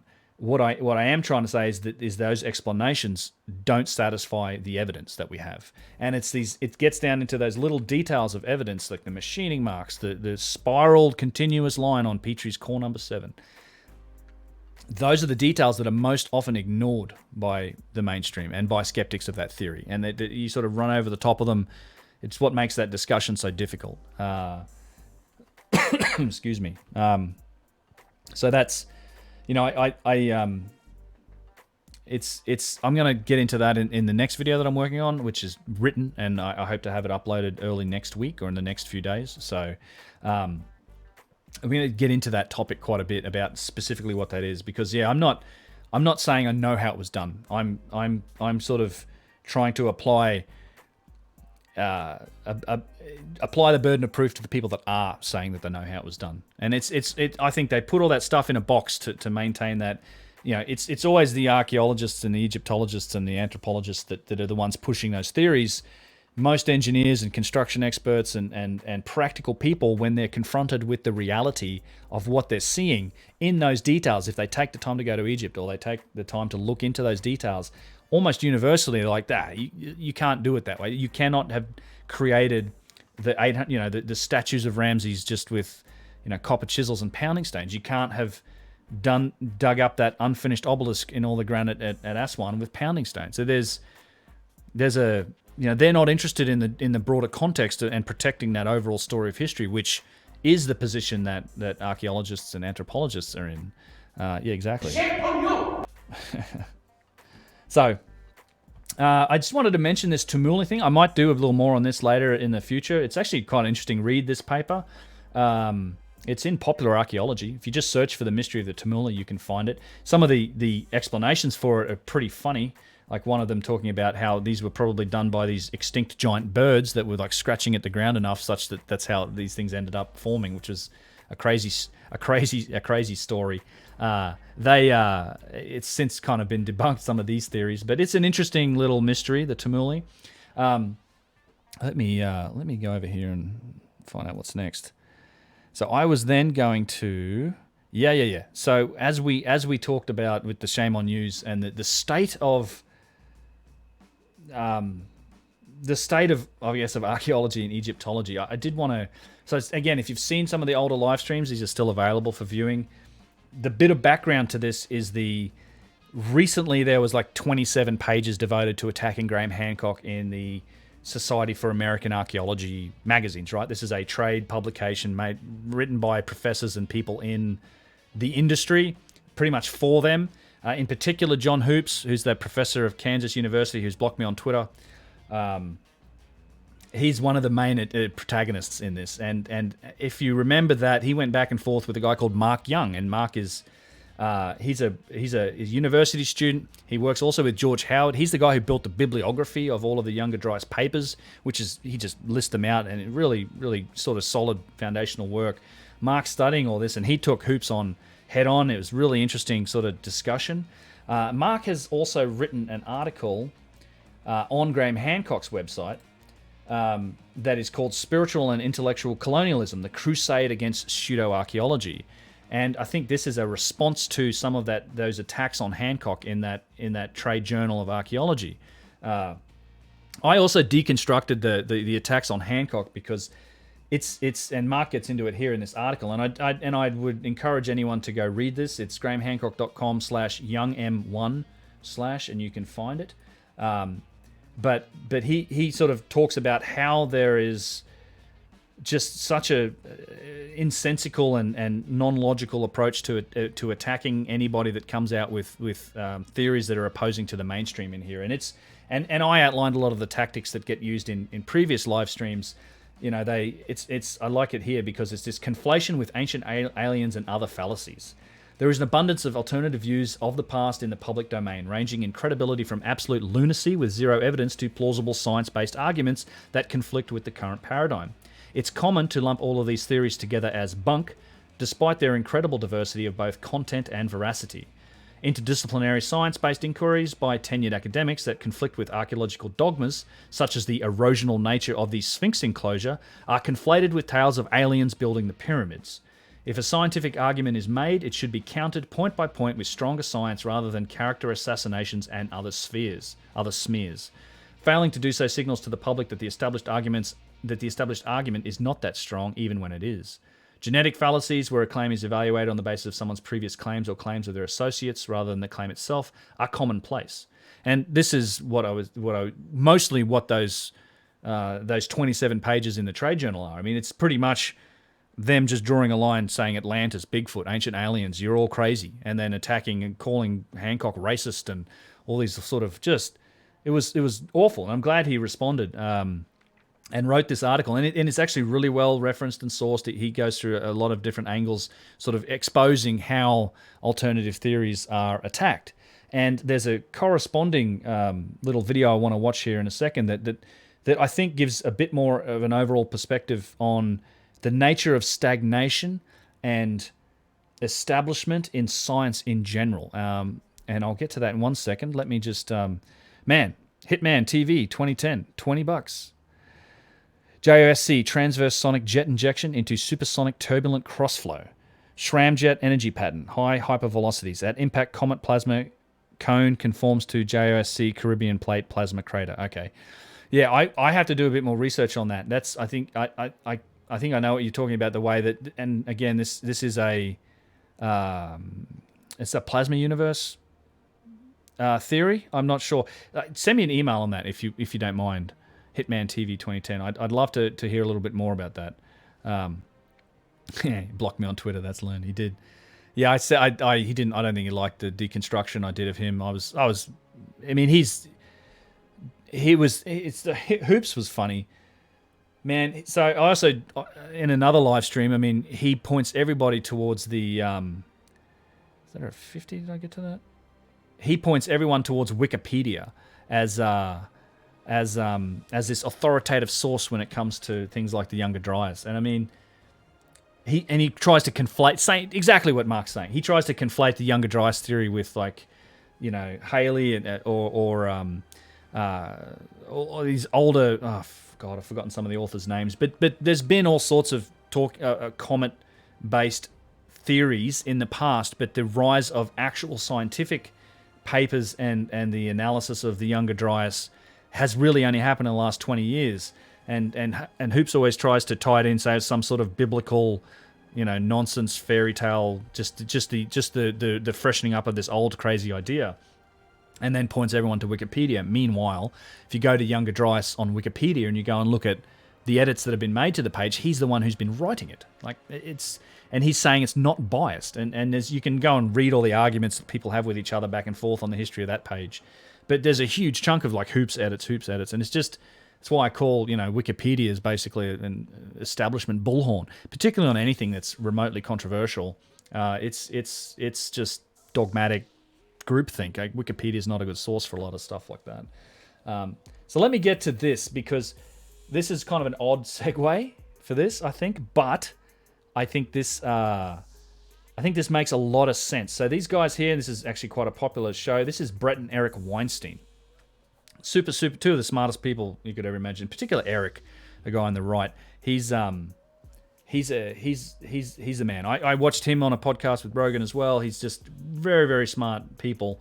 Got a lot of interesting things to say. And what they're about to talk about is kind of stagnacency and gatekeeping in academia. And while it's not directly related to archaeology and Egyptology, it's kind of more in relationship to the way that academia works and the way that progress is eventually made, particularly in fields that aren't hungry for new opinions, and they're spending the majority of their time defending the established dogma. And that is exactly what I think is going on in archaeology. So I'm going to play a couple minutes of this, but I found this to be a great example, and I think it applies very well towards the world of sort of Egyptology and I guess the origins of human civilization and archaeology in general. So, those who are familiar with your work and your podcast will be well aware for a second. The uneasy relationship that we both have, and you have been very public about, with respect to gatekeeping. That gatekeeping is playing some role in our system that many people believe is positive, in the sense that something has to be prevented from getting through the gate, but when you actually encounter the gatekeepers, it's not what they're up to. It depends. I don't think either you or I would want to be in a world with no gatekeeping. My guess is that neither of us thinks that the gatekeeping that is being done is of the quality to warrant a gate. Yeah, I mean, I would say maybe my signature issue has been capture, and that gates are one more thing where the problem is there is a genuine version, but we haven't seen it in so long that we only see the malignant variety. And so those of us who have done nothing but run into these gatekeepers have the sense of just like, wipe that thing out of the way because it's nothing but trouble. Well, that's right. In our weaker moments, I think that the feeling is get rid of the goddamn gatekeepers. Yeah, this is the Dark Horse stronger podcast. Moments. I had essentially until 2001 never encountered a new academic subject in which the subject was hungry for new ideas. And so when I tried to publish my first paper in finance and the theory of risk, it was an astounding experience because the field was hungry for new ideas and to open up new fields. So it gave me an idea of, well, what must biology or physics or economics have been like when people were struggling to find a paradigm rather than to defend a bad paradigm from those who would point out its flaws? Yeah, my experience is that I check in on fields that I'm capable of evaluating, which for me is many fewer than you are, but nonetheless, there's a range of biological fields, for example, I can check in on them. And in general, I find them asleep. They're not doing anything interesting. Eric's hair is legendary. And then sometimes I will check in on one after some period away, and I'll discover, whoa, something has happened here. And it has caused me to think that there's a natural process that produces stuckness, and that stuckness it's not inherent to the science, it's inherent to the sociology surrounding the way science is done. That's such an important thing, that sociology, it's very hard to politics. break these things loose, but sometimes something does, and we see interesting things. But how much more productive would we be if stuckness did not characterize most fields most of the time? Well, I think it's an interesting question. I believe that many people reflexively quote Planck that science proceeds funeral by funeral. But I would say it's not an addendum so much as a predendum. I don't even know what the right language to call it, a preamble, which would be that when a scientific field is broken, it can only advance funeral by funeral. And that is the difference between a well-functioning field and a poorly functioning field, whether or not it requires the death of the Lysenkoists, if you will, who are holding back reality. Wonderful. Now, we can talk. Okay, there you go. I like that. That's just that reference to the Planck's quote of science proceeding funeral by funeral. And I think that idea of stuckness and just defending the established position is exactly where we are here. And probably that paradigm of funeral by funeral is what's going to happen to, I think, this space as well. I think it's slowly, but I think there's a new guard coming. I think guys like Mark Young, for that matter. I think there's the evidence is going to pile up and become overwhelming. I really do believe that. So yeah, I thought it was an interesting little conversation. And yeah, this is the Dark Horse podcast. These guys are great. I get a lot out of Eric Weinstein in particular. But yeah. To those guys. Okay, moving on. There is another question from Patreon that I want to touch on, and I think this is an interesting one. And I swear this is going to wrap up the news here soon. It's a live stream.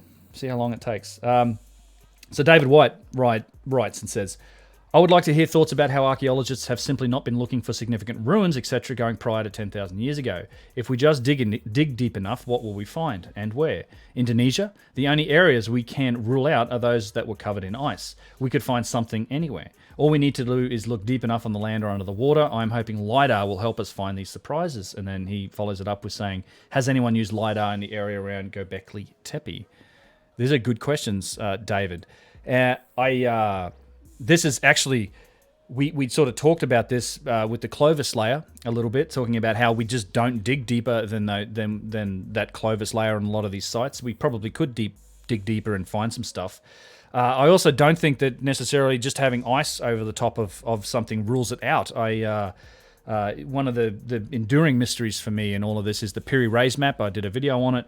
That is a part of that Piri Reis map that was verified by the Air Force Reconnaissance Squadron in the 1960s with Charles Hapgood, that correlates this ancient map from the 1500s that was drawn by Turkish Admiral Piri Reis, and he drew it from older sources that he actually lists the sources, and some of these sources are lost to us now. They're in the Library of Alexandria, but there's a section on that map that accurately reflects the coastline of Queen Maud's land in Antarctica as it is under the ice.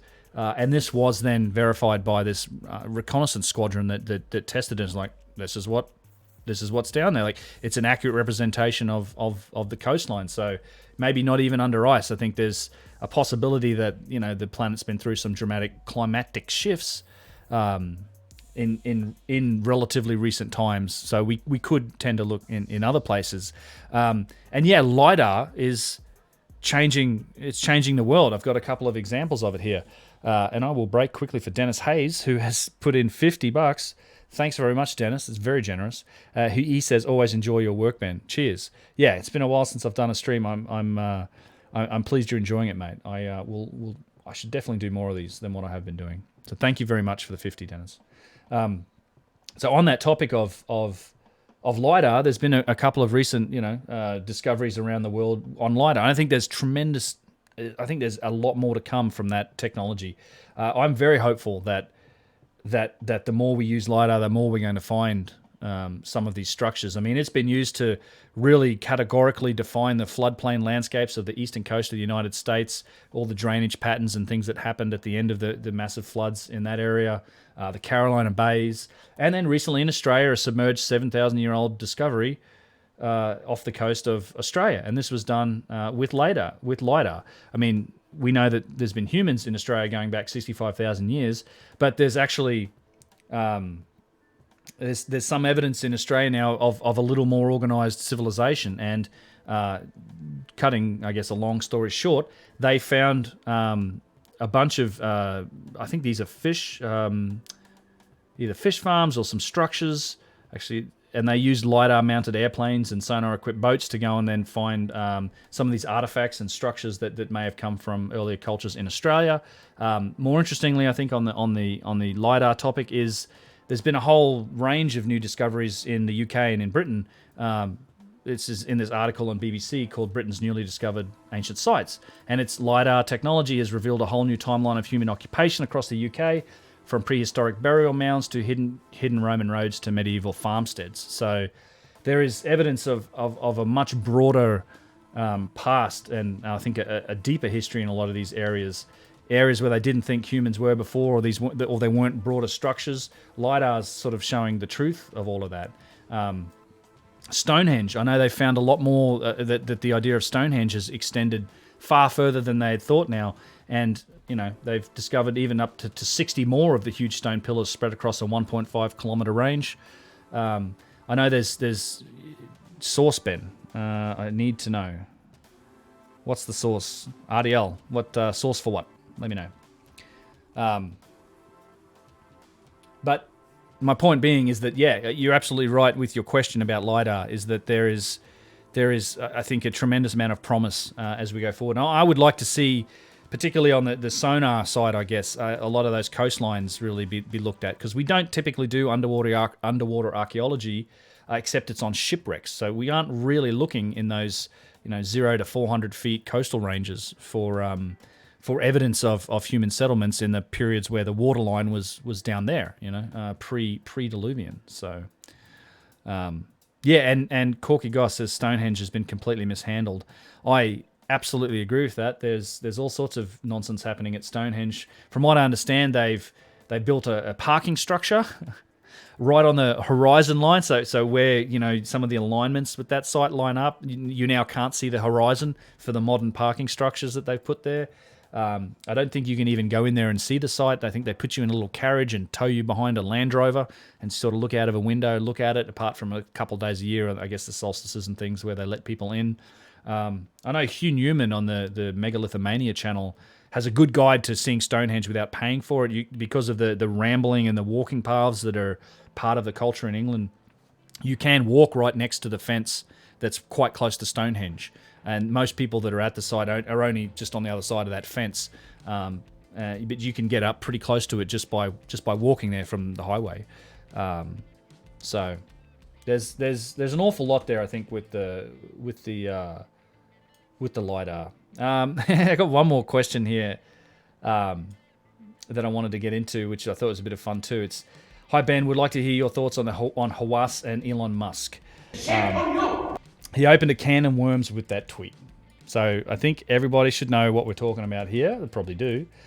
Go and search for Elon Musk and pyramids, and you'll find that Elon Musk put out a tweet. I think it was a few weeks ago now, but he wrote this little tweet, said aliens built the pyramids. Obviously, I mean, now if you've followed Elon Musk at all, you'll know that he's pretty famous for trolling, and he's got a huge audience, and I think he likes to troll, and I think he's definitely walked the fine line with probably the SEC and a few other things with some of the stuff he said about Tesla and stock prices and whatnot over the time. But yeah, he tweeted out that aliens built the pyramids, obviously. And to me, okay, he's pretty obviously trolling here and playing around, but he did open up quite a can of worms, got quite a big response from a lot of people. Of course, I think he did it on purpose. It's fairly hilarious. But one of the people that he triggered was Zahi Hawass. And I thought this was a pretty funny response to to Elon Musk. It just came up on the internet. I don't know where he did this video, but he's sitting there. It must be in Egypt somewhere. But this was a pretty funny little response from Hawass. This is a response from Zahi Hawass Hawass to the millionaire, the American millionaire, Elon Musk. He's a billionaire, man. What you said about the pyramids is completely hallucination. The pyramid built by Egyptians. And I will tell you quickly the evidence. Number one, all the tombs around the Great Pyramid mention Khufu Pyramid and the king himself. And also, inside the Great Pyramid, there is inscriptions telling us about the workmen and the gangs who built the pyramids. I found the tombs of the pyramid builders that tells everyone that the builders of the pyramid were Egyptians and they were not slaves. And also the Wadi al-Jarf papyri that tells us for the first time about Khufu and building the pyramid. The pyramid was a national project of the whole nation. National project, Ramses II was from Sharqiya, was an Egyptian. All his family, all Ramesside kings, ruled Egypt from the Delta. What you said is wrong and hallucination. Zahi Hawass. I love the end. Zahi Hawass. Just sign off. I should sign off. UnchartedX. Zahi Hawass. It is hallucination. Yeah, right. Yeah, this guy. He, that whole like I found it. So when we watched it, when he finally put the dummy back in his mouth after spitting it out at the Graham Hancock tour, and he finally did his presentation for 45 minutes or whatever it was. It was literally an appeal to establishment, the whole thing. It was some sort of, there was like, I found it, I found this, I found that. I took the Queen here, I took Obama here, I took Clinton here. Look at all these famous people that I've been with. Look at all the discoveries that I've personally made. He even told a story where he said that he personally caught the robbers that robbed the Egyptian museum after the Arab Spring. Like he was Batman and tracked them down and brought them to justice. It was unbelievable. Very little in the way of evidence or proof or anything like that. But yeah, I thought that was a funny response. He got the response out of Hawass to come out and sort of have a go at him about this joke about the pyramids. Yeah, and his whole thing about the workers and whatnot. Yeah, he really tries to hang his famous hat on a lot of that. But yeah, anyway, I thought that was a bit of fun. Obviously, Musk was trolling, but he got a lot of the world to bite on it. Yeah, right? I'm a scientist. I'm a scientist. Yeah, and then I don't. Why bother reading books when I'm a scientist? So I'm going to wrap up this news section, which has gone on for quite a bit. Let me find out. This is actually just as an aside, which might get some people talking. Something maybe it was, Pyramid of Mars. I don't know much about that. Yeah, I don't believe in radar. Because I don't believe in radar. He doesn't believe in radar, and this is, ever since I did that video on the labyrinth, which has a lot to do with the ground penetrating radar and that whole thing. I didn't realize it at the time. Because the Mahata expedition or Matahar expedition to the labyrinth at Hawara, which has all of that, if you've seen that video, showed that all those structures underneath the ground. I mean, he had that thing shut down and threatened the expedition members with national security sanctions from Egypt and stuff like that. I think that maybe have had some root in his problem with ground penetrating radar. I remember him staying up there and saying, "I've never found anything with radar. It's never shown anything. I don't believe in it." And that's where that quote comes from. So yeah, he's a bit of a lunatic. But I think that whole Hawara thing may have had something to do with his insistence on not believing in radar. Look, my opinion, Hawass, he's a politician. He's interesting background too. The whole Edgar Cayce Foundation, where his funding comes from, his partnership with Lena, and I think I've told this story before. But so the evening of that debate with Hancock and Hawass, I remember because it was such a fuss. There was this, like, I wasn't in the room when he blew up, but I got that footage straight away because people came and grabbed me and they're like, "Hey, you've seen this? This just happened, went down." So everyone piled in, and then finally we get Hancock's great presentation. We get Zahi's really canned, celebrity-oriented presentation. pictures of him with presidents and whatever, and then him telling the story about how he kicked Beyonce out of Giza and whatever. And then they had a little chitty chat. But afterwards, this was bizarre. Like that evening at like midnight, 1 o'clock, 2 o'clock, everyone in that room, I've got it here somewhere, had like a pamphlet like pushed under their door, which was like a chapter from an upcoming book that he was writing with Mark Lehner. And it was like this is why the pyramids were made by the ancient Egyptians, and everybody else is a pyramid idiot. And it was just this. I should grab it and read it on the channel someday. But that whole story was very funny. It was, and then the idea that everybody that attended it basically got some propaganda shoved under their door at 2 o'clock in the morning meant that he went back and he sort of got his helpers to go and do some stuff, and they put this under the room of everybody that was in that room. He put this under the door of everyone that was in that room, and heard this whole back and forth. But he was not keen on the debate. You could tell he just didn't want to do it. He was looking for an excuse not to do it. And little known fact, there was supposed to be a second tour after that. They were supposed to do it again, and Hancock obviously pulled out. And that company that did the tours, which sort of was trying to brand itself, they were called A Time of a New Era, which was oriented towards kind of the new, I guess, approach to history a little bit. You're trying to appeal to that alternative crowd. They dropped that entirely, and they now, to this day, they're now the Royal Tours of Egypt. They just work with Hawass and people that want to pay a bunch of money to go with them. And Zahi arranges permissions for a few different things, and it's like a premium, super premium Egypt tour that you can go and get the Orthodox version of stuff and lean on his ability to get some doors open to see a few things. So one last thing that I thought was pretty funny, it was interesting, was this, and maybe you guys can help me out because I didn't look into this too hard, but this was this idea that the Pentagon UFO unit publicly released some findings after ex-official says off-world vehicles were found. So I thought there was, and Rogan tweeted this too, but there was, and it's actually Marco Rubio was on one of the Senate or the government panels that looked into some of this stuff. And apparently they were basically admitting that, oh yeah, we found some alien craft, and we've been hanging on to it, and it's in these different locations. And Rubio, this quote from Rubio I thought was pretty funny, but I don't know how verified this is. If it's whether I tried to look for a minute whether this was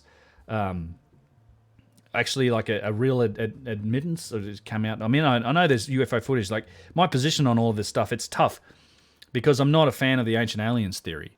I don't think that the crossover with aliens in ancient times and building the pyramids and all this other stuff, I don't think it helps the search for the real truth. I don't, and as Hancock says, I don't need aliens to help explain the megalithic structures of the past. That's not to say that I don't think aliens exist. Obviously the infinite extension of space and time, the Kepler missions that we found with so many planets of so many stars that are in the Goldilocks zone, it's a mathematical certainty that life exists in other places in the universe, obviously. And it seems pretty likely that we've had some interaction with that, like whether or not that's, that could have been happening for thousands of years too. And it seems pretty likely to me that we've had some of this. I don't know that it necessarily fits into the it's yet again 50-50 if it's legitimate. Thank you. Yeah, Bob Lazar. I watched that stuff. It's very interesting. And I look at, from a technology perspective, something that I heard, and when I looked into, like, after Roswell, which was the 40s, I think, right? What was interesting to me is that on the after that period of time, so post-World War, maybe it's just the industrialization post-World War II, but, also it happened after Roswell, but after that is when you had the rise of the microprocessor. You had things like fiber optic cabling. No, I've heard all sorts of like night vision technology. All of these things being attributed to, coming out of Roswell and these other microprocessors being the big one, off-planet vehicles and technology. It seems like it could be the case, but I just thought it was an interesting little story. Renee Stearns, $25. Thanks so much for all the hard work. Love your channel, content, and curiosity. Cheers. Thank you very much for the super chat, Renee. That's extremely generous. Appreciate that. But this, I think with all of this stuff is is 50-50, right? This is one of those things you're never really going to get one way or the other. I like to look at it and play with it, I guess, as much as anybody else. I don't think it's super helpful in the overall case of rewriting human history on the planet. But that's not to say that, we didn't have I mean, a lot of people think that we had connections to other species back in the day. I'm not sort of following down that line, and it does muddy the waters as all of the alternative space. There's lots of different theories around all those places. I do try to focus specifically on the technological aspects of it. I think that we can scientifically analyze and look at. So that's going to be the topic of the next video. But yeah, anyway, that's just what else do we have here? One other question I was going to get into was this one, which was, hi Ben, have you looked into the late Bronze Age collapse? And if so, what are your thoughts? So the late Bronze Age collapse is an interesting period too. This is kind of a little pivot. So I specifically the late Bronze Age, I think, refers mostly to Europe and the collapse that happened, 2000 BC up until around 500 BC, something like that. What's interesting to me is that, and it may well be traced to climactic disruption and a cooling event that happened in those times, and then civilizations fell apart. But it's not. I would say that it's not the only period of time. So it's not the only period of time that we've gone backwards. We've had a partial collapse of civilization and things have happened. It happened after the end of the Old Kingdom in Egypt. In fact, and this was thousands of years before the late Bronze Age collapse. I guess it was an early Bronze Age collapse. But that's what those intermediate periods are in the history of Egypt, is when their unified government, I guess, and structure fell apart to some degree for one reason or the other. I think a lot of them, it likely probably comes back to cold periods.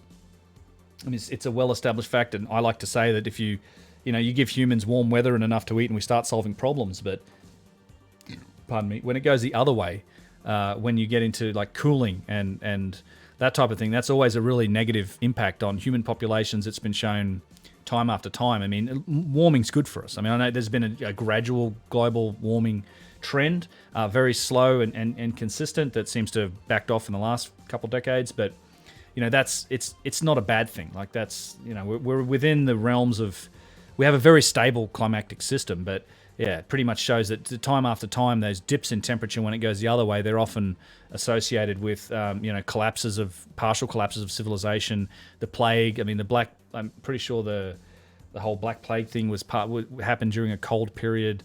There was a period, I think, in the medieval time that we know this from tree ring growth, that CO2 levels in the atmosphere dropped so low that the plant life almost stopped. So there's all this comes from some of these tree rings that show us that just plant life was stalling out in this cold period. I think that was associated with the Black Plague.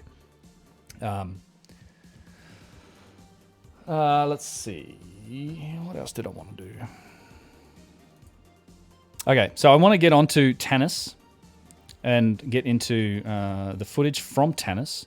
But before I do, one thing I wanted to highlight here and call out, and I'm not sure if he's still in the chat, but Andrew Finnick has been a long-time supporter. He runs the Ancient History Criticisms channel. So Andrew does a great job on his channel. He got a big shout-out from Jimmy at Bright Insights, and it bumped his channel up to where it is now, nearly 40,000 subs. He's doing great work over there. If you haven't seen his channel, Andrew's the man when it comes to the nubs and all of the protrusions that are on all sorts of megalithic and ancient works all across the world. In fact, he's been doing a lot of work just correlating all of this nub phenomena across the world together. And there's nubs in India, and he's done a lot of just deep sort of investigation into this nubbed architecture and these beveled blocks that are everywhere.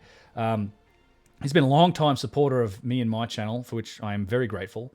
And let me pull this up again. He wrote in with a couple questions real quick. And one of those was, maybe show everyone the marble Hercules to compare to the Tanis statue. I thought it was big when I first saw the pieces. Like the Tanis statue, almost nothing is left. Keep up the great work. So I thought we'd do that. This is it here. So this is another example of giant statue work back in the day. Don't deport me. Is this real? Okay, you can say that once if you want, man. You don't need to spam it. This was a giant marble statue, and there's all that's left of it is kind of these 3 fingers. It's a huge, must have been a huge statue. I think it might have been the largest marble statue in the world. But still, even then, with the little bits of this that are left, I think when you look at it, I think the scale of this statue was somewhere around 43 feet or 13 meters high. So, okay. I'll do this. Using time. I'm just going to do some work in the chat real quick. Okay. There we go.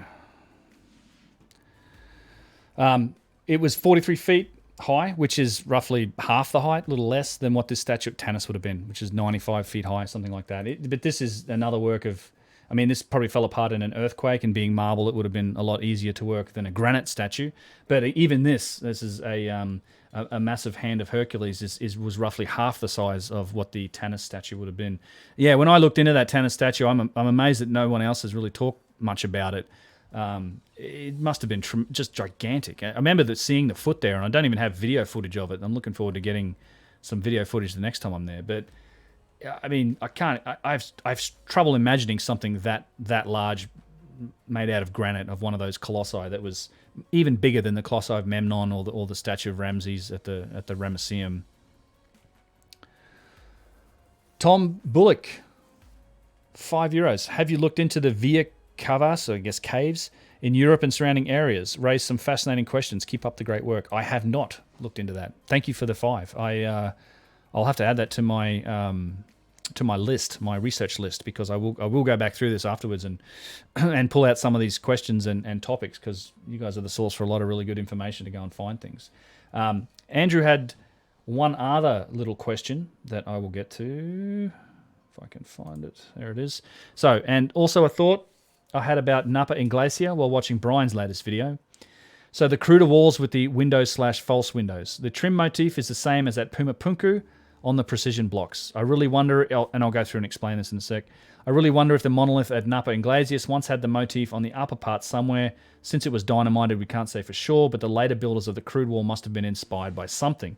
That collapsed cave desperately needs to be preserved and excavated. I agree, and in fact, I'm going to pull up my video of that. Where is it? Napa Inglacia. Napa Huaca is the other name for it.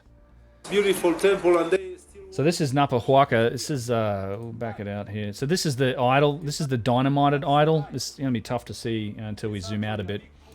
But I did a video on this cave. That if you want a closer look at it, it's on the channel. I think it's the mysterious Napa Huaca cave, or it's something like that.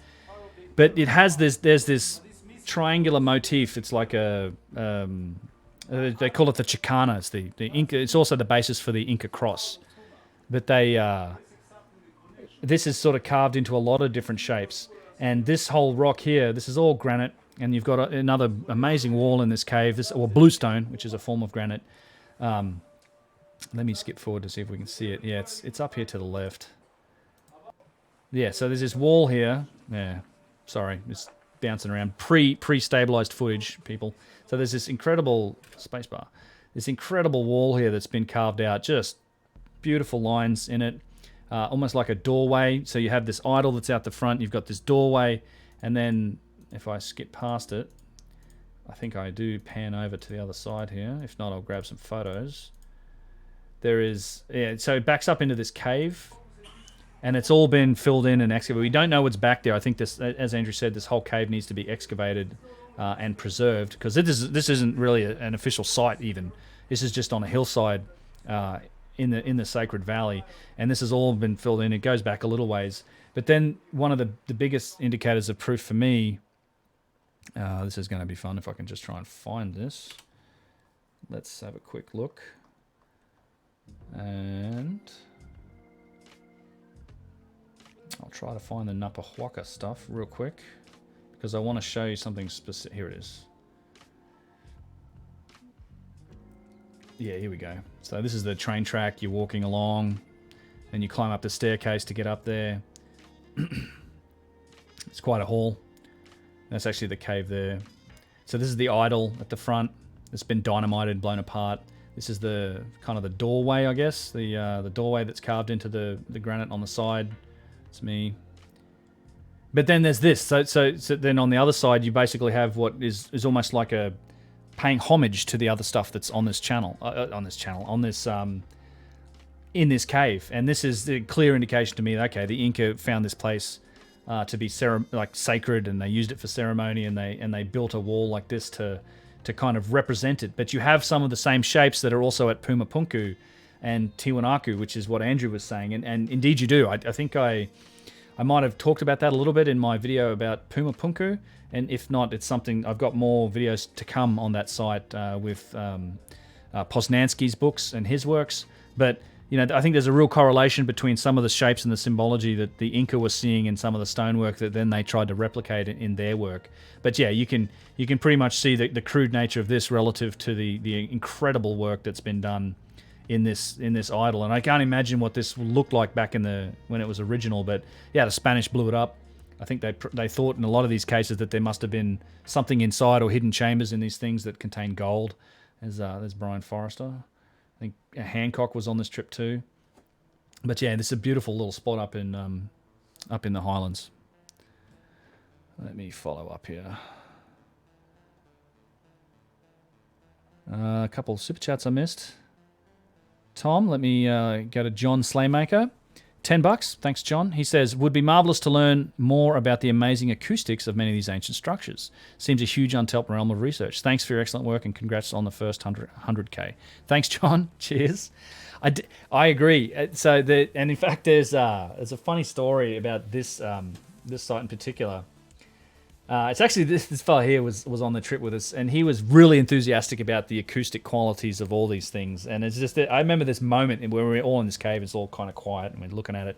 So big group, so it's tough to get quiet moments. But there was in this quiet moment, and then all of a sudden you just hear this, like he just stuck his head in there and just raw, just this super loud tone, just raw, just to test it. And everyone, the whole group just looks around like, what are you doing?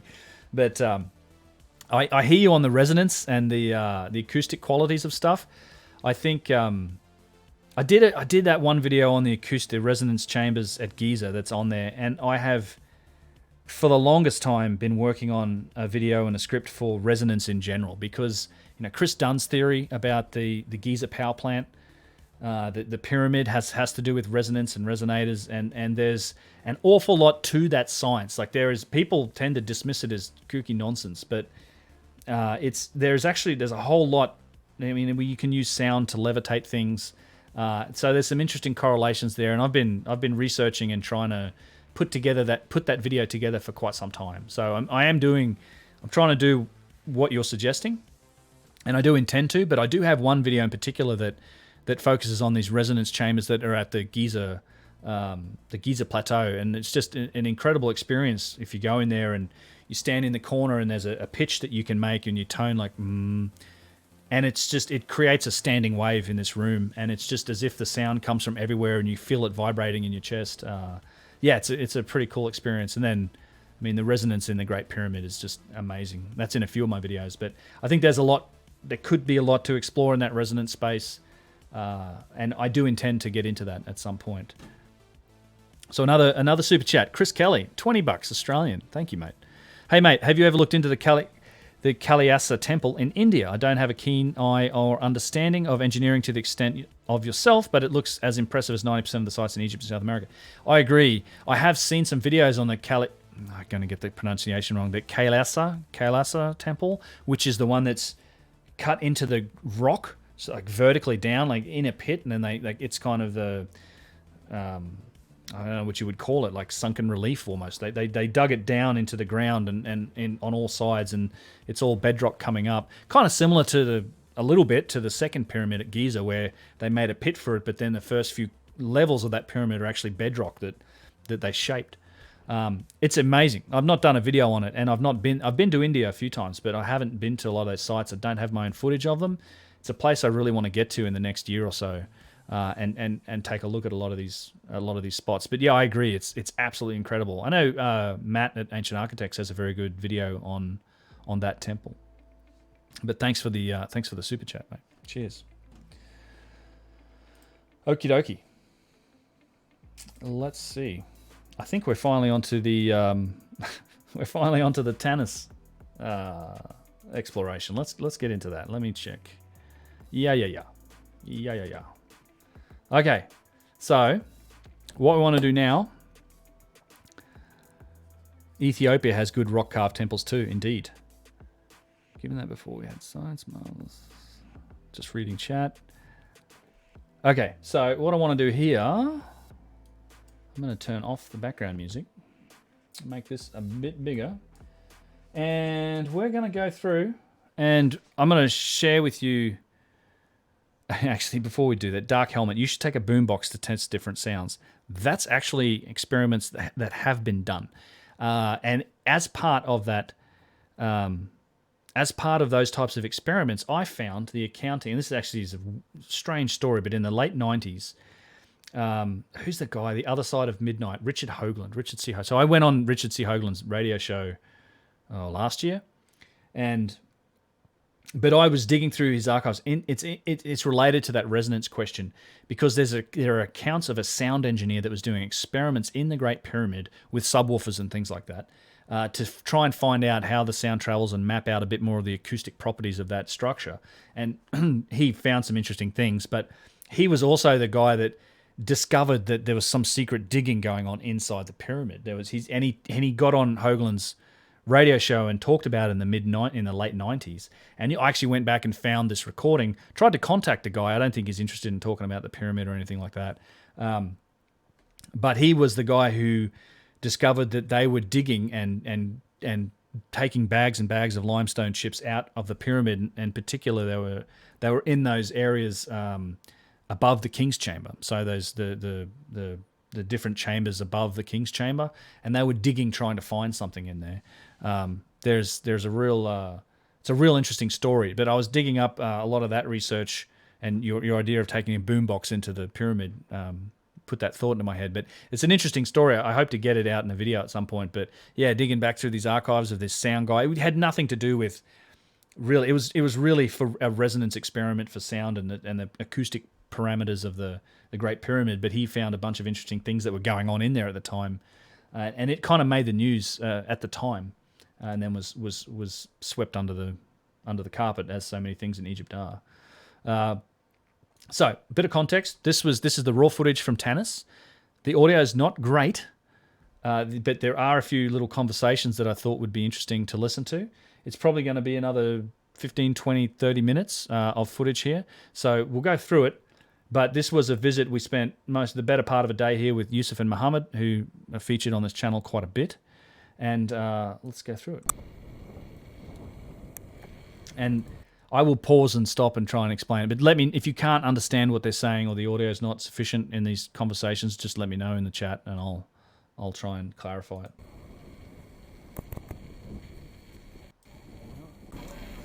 Here we can see something important. Look. Yes, sir. But this is quartzite. This is granite. Okay. So this is quartzite, and then that one's granite. And so the people, my buddy Luke was using the camera, so you hear his voice as well. Okay. But this is a proof that the dynastic Egyptian also developed, and they created and they produced very good art. But how we know the difference between what they did? Of course, you can see the very fine details. But a challenge like this, they couldn't deal with, so they had to crack the flint. Right. Okay, the chisel, the flint. This tiny detail is the evidence to understand this was done by a power tool or by a hand tool. Right. So we can understand it from this, it was done by a hand tool. Yes. But from the very beautiful design and the very good art, we understand that those people during the dynasty. Turn up the volume. I can turn it up a wee bit over here. That'll mess me up. Yeah, turn it up. All right. It's gonna sound. It is gonna be tricky to listen to. I wasn't sure if this would work out, honestly. So I'll tell you what he's saying here. It's done by hand tool. Yes. But from the very beautiful design and the very good art, we understand that most people during the dynasties also not primitive. They developed and they had very good art. The same like this. So what he's saying is that the dynastic Egyptians evolved the capability. They became very good at doing work with hand tools, but it's in the tiny details, like how they chisel flint. And this is something I wanted to say. This what he's pointing to is these pieces in the quartzite. So it's a topic I didn't really get into in the Tanis video, but it's something that gets discussed as we go through on this site. But there are different types of materials, like conglomerate's a good one, and I'll show you a conglomerate obelisk later on in this, where it's you basically have like hard and soft materials in the stone, and so your tool as you're using it passes from softer materials to hard materials, and that leaves a particular signature in the work. So what he's pointing to is that it's in these indications, like how they chiseled this chunk of flint in the material is sort of indicative of whether or not this was a power tool or it was a hand tool. So Yusuf and Muhammad are definitely on the, there are power tools that have been used, and you can see their signature in a lot of that work. And that's kind of what he's pointing out. He said it's difficult to tell in a lot of cases, but certainly over time, the dynastic Egyptians had marvelous capability to work in granite, and they eventually used iron tools and everything else. So they could do a lot of that fine work. And I think some people might mistake some of that stuff for advanced technology, the things that require power tools. There's a specific signature with particular powered tools or these machining marks that sets that apart from even the best ancient Egyptian work, dynastic Egyptian work. But again, it doesn't show any sophistication. Let me just back that up a sec. From granite. But again, it doesn't show any sophisticated details. But still very good art, still very nice, clear art, as you can see. So to recognize the difference is not easy. Like when you went to Peru, it is very easy. The megalithic blocks and the small blocks, the separation is very clear. But here it's not clear.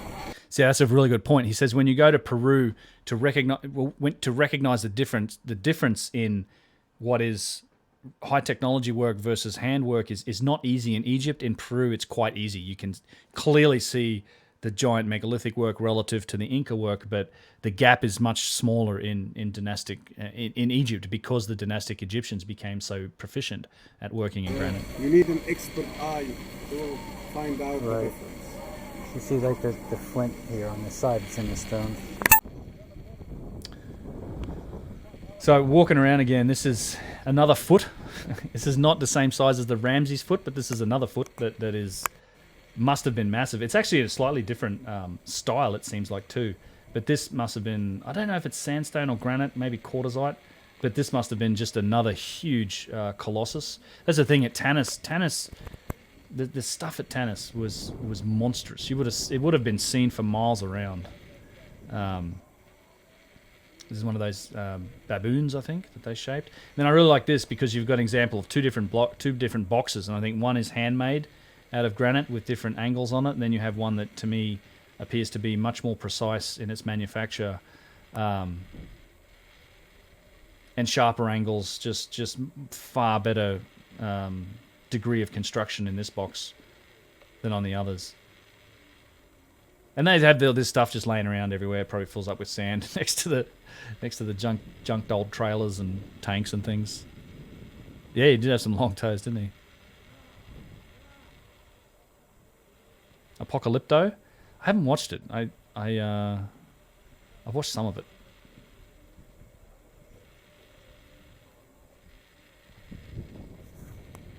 Yep. Some other pieces laying around here. There are some interesting ones. This looks like it's basalt or diorite statue of Amon, yeah. Imagine this is the small piece at the head. What about the head? So this is this is interesting. So what this is it's the feathers on the top of the crown. So of a seated like Egyptian figure on that top of that twin crown of Egypt. This is the two feathers that were poking up on it. So once again, you can kind of get an idea of the scale of some of these statues. And then this is you know, this is just another type of stone, a white statue. You can see could be one of the biggest statues of limestone we ever seen. What is this, the hair? This is, look to me, it's above the head. It's the split, two split crown. feathers. Oh, this is the this is the feathers. This is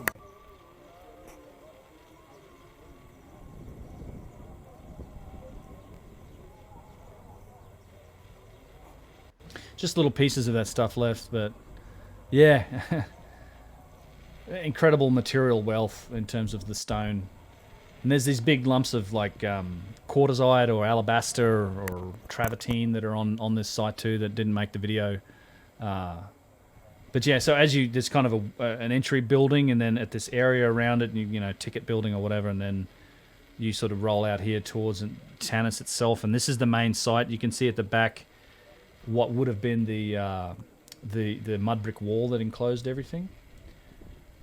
And then they've kind of lined up all this material. It's if you look at older pictures from this site when it was first dug up, it looked very different. They've obviously moved a ton of this stuff around, and the site actually does extend over to that side as well. It's actually it was quite a big space.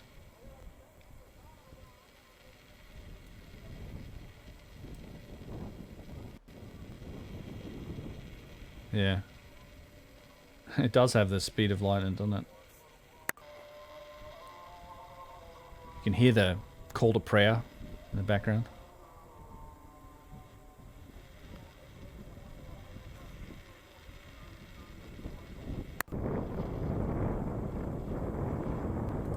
Oops.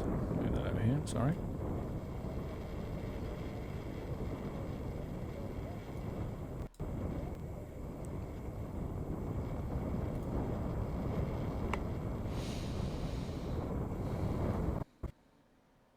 Move this along, coming down. Is there any artist rendition of what Pumapunku site originally looked like before the catastrophe? There are a few in Poznanski's books. There are a few drawings I've seen. I'm not sure if I've seen other renditions. So this is, I think these are incredible. A lot of these blocks, that it's to me that once you understand the writing on a lot of these is actually part of just regular script. Like it's some of the hieroglyphs were gigantic, and so the walls inside the structure here must have been just monstrous for these to be enclosed, like 30 feet high, and it's quite good work. And one thing you'll see when we go around, and I didn't really mention it in the video, was Ramses, when he carved his name into stuff, you'll often find that his cartouches were carved very deeply, because he was basically rebadging stuff so much, he made sure that he didn't want his name to be easily removed and rebadged later on. So you'll often see his cartouche being carved particularly deeply into stuff. Blue Eternities, $20. Thank you for the super chat, mate. Sorry I'm late. I'll be going back to watch the entire thing, of course. Keep up the fantastic work, man. Thanks for the super chat. I appreciate it. Yeah, it'll be available. It's up. No worries. I know the times don't always work for everybody around the world. And again, you see some, I was saying before about good work, like the Egyptians were capable of definitely detailed, fine work. Some of the examples at Tanis are outstanding. It's similar to the work you see on some of the obelisks at Karnak and things like that. And there's Ramses' cartouche there. Again, you can see that it's particularly the circle symbols are usually very deep. Horse on the horizon. But actually, in another way, we cannot say Horus in the horizon. It's the sun. Let's skip forward a little bit here.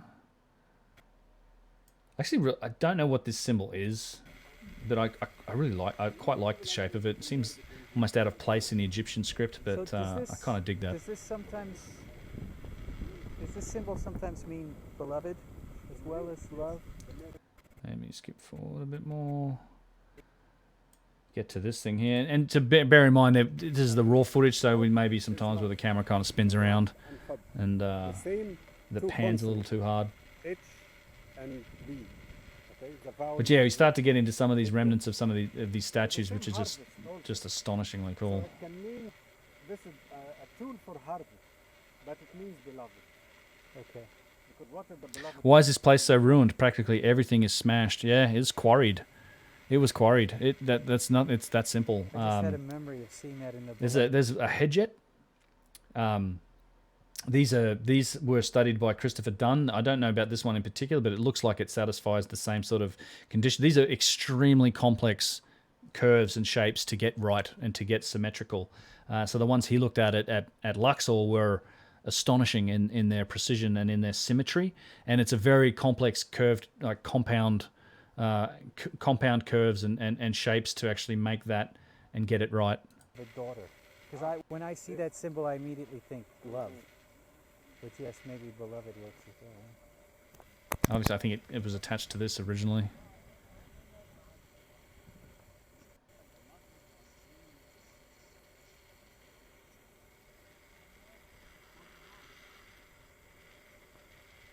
This was cool. We spent a bunch of time playing with this thing. Yeah, this would have been a cool statue and really nice piece that's left here. And as you were saying, yeah, the place is destroyed. Yeah, it was buried basically. A lot of this stuff was under the ground. They would have just been remnants and trash, and later civilizations were built up on top of this, and people were living here. And yeah, and I think in a lot of sites like this, I think some of the major damage may have come from cataclysmic damage. It's possible. But a lot of this stuff was just knocked over and chipped away, and people will use it for building material for thousands of years. Taking the photo with the... At this point, we had the police guys that were with us taking the photos. It was pretty funny. Let's move forward here a bit. There's a little conversation here that we have about the hieroglyphs. Here we go. And when we look at the size of the glyphs, yeah, look, I mean, how deep are these hieroglyphs? That's just... You know what is this? You know what is this, Lou? What's that? What we're looking at here? Is this part of the cartouche of Ramses II? This yeah, is the right. symbol Usir. So what he's saying is this here is part of the cartouche of Ramses II. So this is the little dog here. You see it on this. You see many smaller examples, but this is actually part of that cartouche in the size that it would have been on the walls inside some of these structures. Right. And so imagine that this is the line of the cartouche, and this is the glyph in it. Yeah, how big is So just the text is cartouche? This size, that means the wall was massive. Was massive. Question: do you think the artifacts of Tanis might be the remnants of the upper floor of the labyrinth? There may be some stuff that's come from there, but they're in different locations. They're a fair way apart. Not that far. I mean, Hawass is kind of at the entrance to the delta, and Tanis is in the delta. There might be maybe 60 miles or 100 kilometers, something like that between them. I'm not really sure. But I think some of that stuff could have come from the labyrinth. I mean, Ramses definitely collected things and had them moved here, and looks like other rulers did as well. I think there was a lot going on at Tanis. And I mean, there's stuff that may have come from what is that other place? Dendera. I think there's blocks and objects from Dendera. I don't think the dynastic Egyptians were moving the really big heavy stuff there. Things like the 1,200-ton Colossus with that foot that I talked about in the video. Like and you have a Andrew, colossal you're right. statue. The different colors of the blocks is a real indicator. You actually can tell that some of these walls that are put back together now that's not how they were originally built, because of they're basically loosely put together. It's a point that Yusuf makes later on, that the Egyptians were repurposing blocks of material from other sites to build their walls because they're not precisely fitted together. Like this. Like this one, for example. And you can Thanks, look Nick. at the foot, and you see that this is the size of the foot. Cheers for the 5, Nick. Good on you. And then you look over there. No, over here there's even a bigger one. Oh, yeah, look at that foot. Huh? So if you compare Yeah, we're seeing the foot now. The first time we see that giant foot. But we didn't. That structure, as you can see, is from granite. But look So at here's that another same example, like coloring in the granite. Huh? Right. this is It's different not the pieces of same, granite. Thick, Yeah. like the ones we see. When you look at here from the back,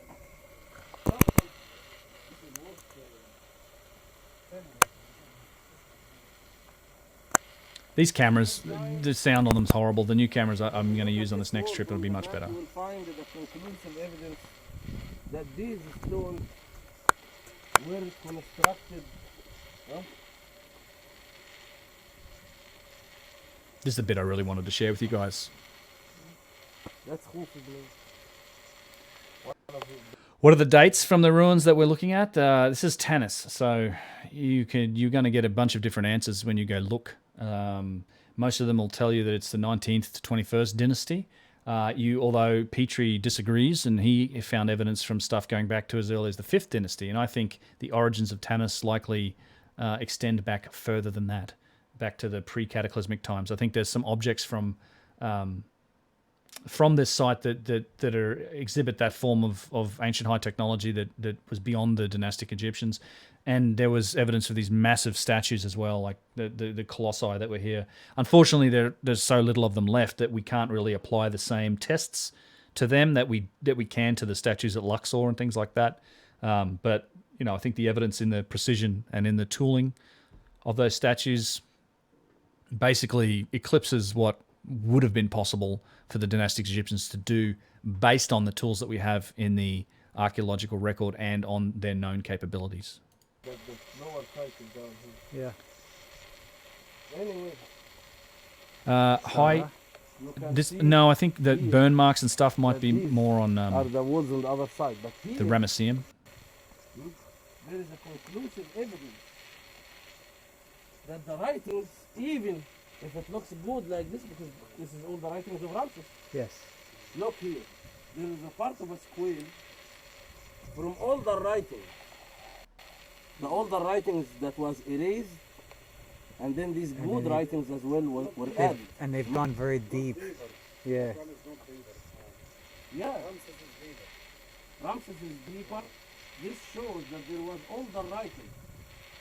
But my point is that even a good-looking writings like this doesn't have to be the genuine writing. Dave, yeah, I probably do. It's tricky to get filming on these sites, and using microphones is also a little iffy in places. But like if you go watch the Serapeum videos, I did have the right mic at in that time, and yeah, I think in the next one when I go there again, we'll have much better sound on these guys. These cameras, the audio is frankly horrible on them.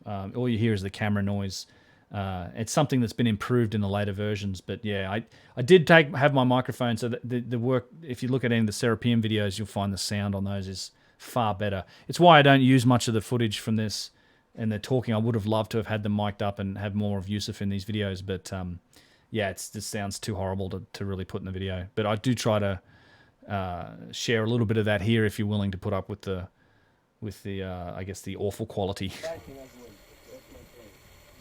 This part here of the square belongs to all the writings. It's moving on the inside, and also the surface here is different. So he's telling you that the older writing, like the shallower glyphs are the older ones, and the surface, the finishing on them is a little different. There's some finer lines. Petrie always categorized the destructions of the 19th dynasty, as he called them, basically Ramses and Merenptah, his son. They were really crude. Like they were good. Like their masons and their scribes were good. They were capable of cutting deeply into the granite and making stuff, but it appeared much cruder than a lot of the earlier work. Because some people they ask this question: how come you claim that the obelisk may be older than the owner, and the writings are very good, like Hatshepsut? You gladly go next time and hold a mic. I'm probably going to lean on some people to hold a mic on this next trip. We spend more than 3,000 years, so they must be good. They must have better tools, even better than the chisels and this ridiculous hammer. Who is this? Yeah, I'm glad you guys like the footage. I think this is a credible site. Hardly anyone goes here. It's a little bit of a trip out. But, thanks, John. Flint. Yes, right. If somebody brought me a piece of stone like this and told me work with this, I told them no, you brought the wrong stone.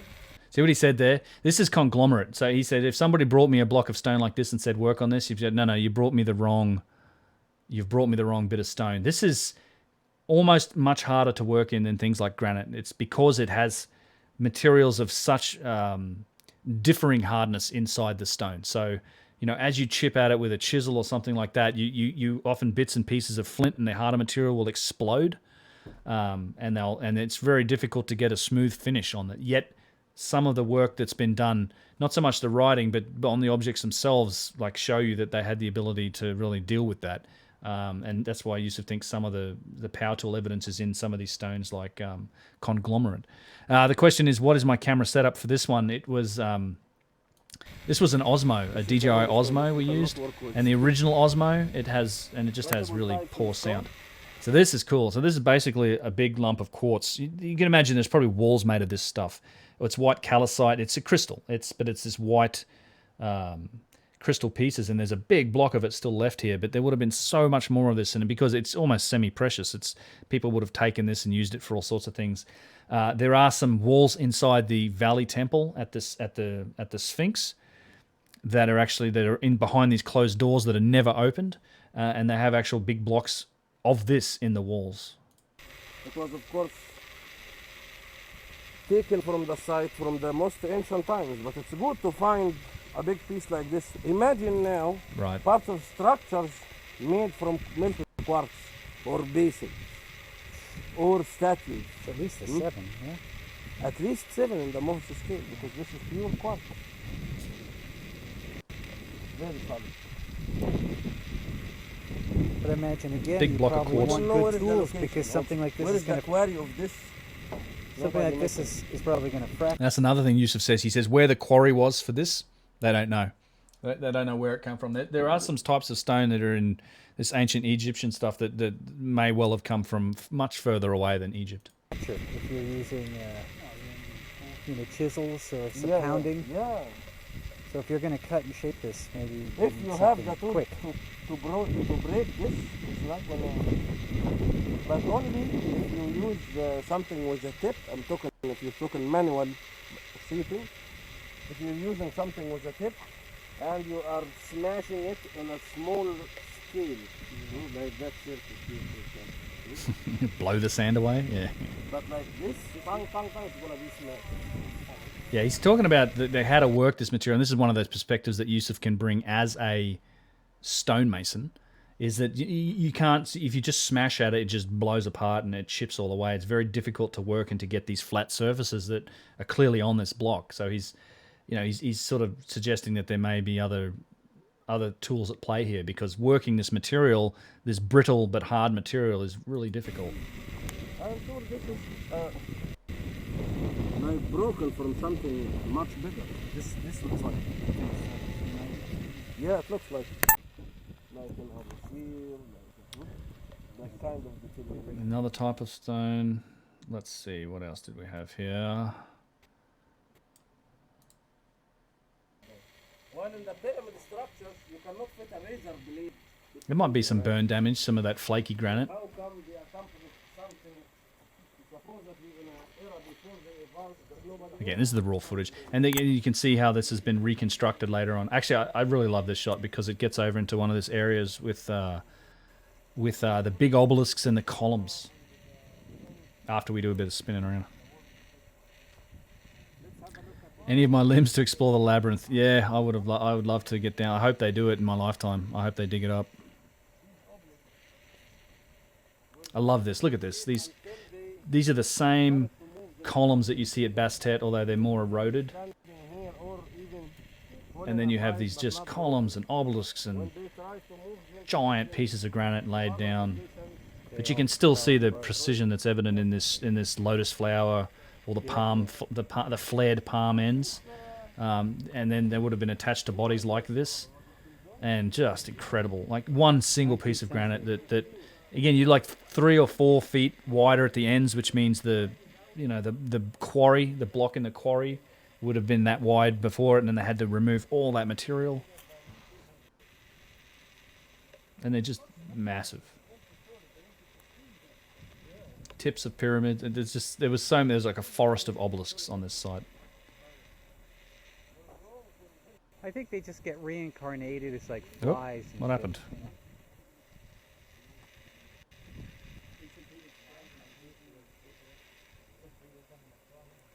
Apparently, I have 0 viewers in this analytics right now, but it still says there's 895 of you, so I'll keep going.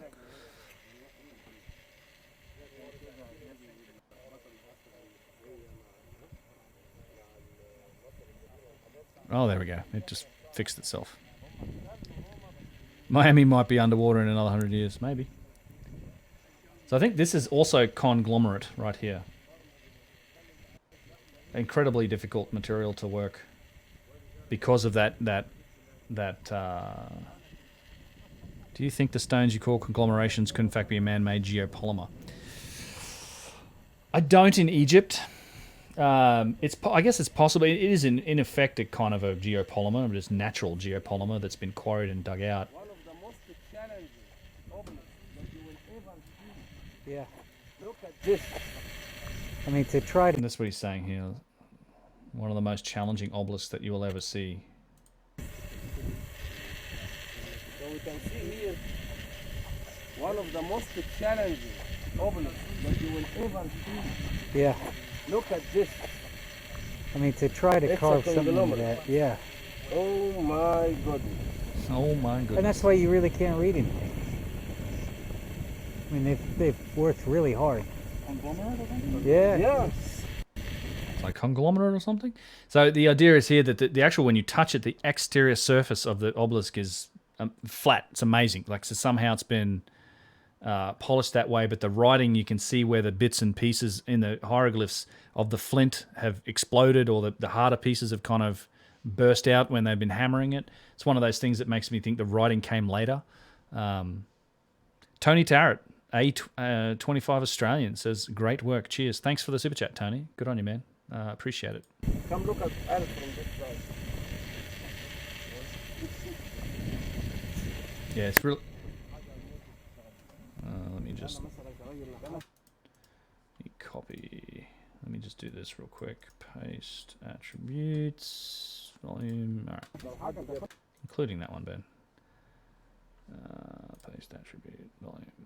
I think they're talking in Arabic anyway. كله زلط يا ابوي لو حد جاب لي حته حاجه زي دي وقال لي اعملها في السنه اقول له لا انت ما عرفتش تنجح حاجه هقول له لا مش هقول له صعب هقول له ده مستحيل. It's funny with Yusuf on these trips, when he talks about it, usually we're with some regular guides or something too, and they're like, what are you talking about? And he spends half his time trying to convince those guys of what he's talking about too, and they're all like, what the hell? What date estimate on those black statues of crouching lions and black statues of people? Does anyone know? Yeah, I think some of those older ones are pre-cataclysmic. I was starting there in the car. I started to think, let's see, is there anything worth looking at over here? So this was the Suenesis II. This was the source for this was actually the tomb. So it was all covered up, and this was uncovered. But this was I forgot the name of the guy in the video, but the French archaeologist who discovered the treasures of Tanis. Like, this was where there were some untouched burials, and there's golden funeral masks and silver coffins and all sorts of things that they found in here. It was a huge treasure, and then World War II kind of eclipsed it. But this is that area over here. But I'm not sure there's much worth looking at there. Let's skip forward a bit.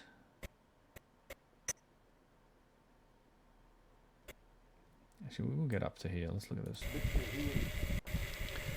So there definitely were people buried at Tanis. There was a lot of stuff going on at this site. And there are a few boxes in here, and again, you can kind of tell the difference between what was handmade and I think the Egyptians, the dynastic Egyptians, they were building granite sarcophagi, like ones like these, that they could make them. And I think a lot of them were done because they had other boxes like the ones at the Serapeum to look. I think they inherited a lot of that culture.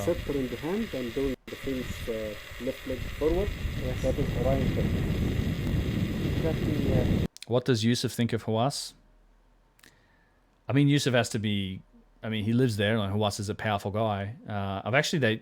They know who each other are. In fact, I sent some friends. It's a funny story. I sent some friends to. Let me just play this on. I sent some friends to Egypt, and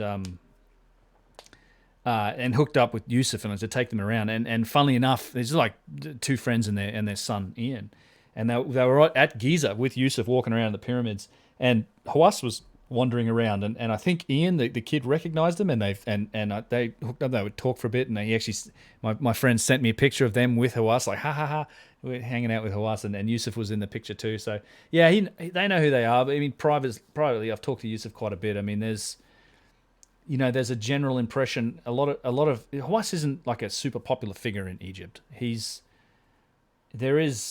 see it in Cairo. Like it's like a bit of street art, a graffiti that there's a stencil for, and it's like a top part of his head, like looking angry with his eyes and his hat, and then there's some Arabic underneath it, and they told me that it translates to defiler of the pharaohs. So it's like he's not exactly the most loved person over there either, because he was also, I mean, he was convicted of corruption and embezzlement or something. He was going to go to jail, and then the Arab Spring happened, and then his buddies in the military got back in, and it kind of all just went away. But that's the way things go sometimes. He's a politician. That's just that Egypt for you, I guess, modern Egypt, right? Let's see what else we have here that I wanted to share. So this was interesting. This Petrie talked about in his book, and I didn't really mention it much in this video, but there's some evidence of more extensive underground work. Petrie called this a well, but there are steps going down into it, and it's been obviously cased in stone. But this is similar to some of the shafts you'll see at Saqqara, although the ones at Saqqara are deeper. But I think there is a passage that goes off underneath there. Yep.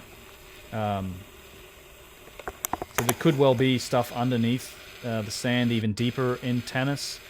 They've certainly found some things recently at Tanis. There's been some sort of ground penetrating radar work done there, and I think they found some more like artificial lakes and things like that are part of these temple complexes.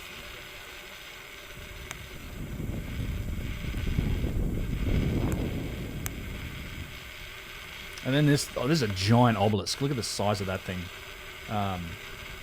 Just a huge example.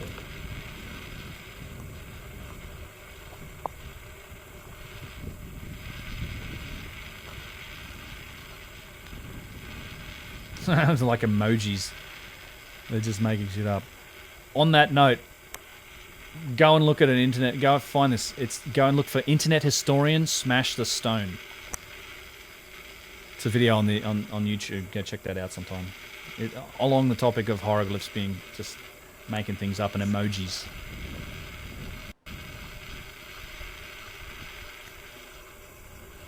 The hell does that mean about the video?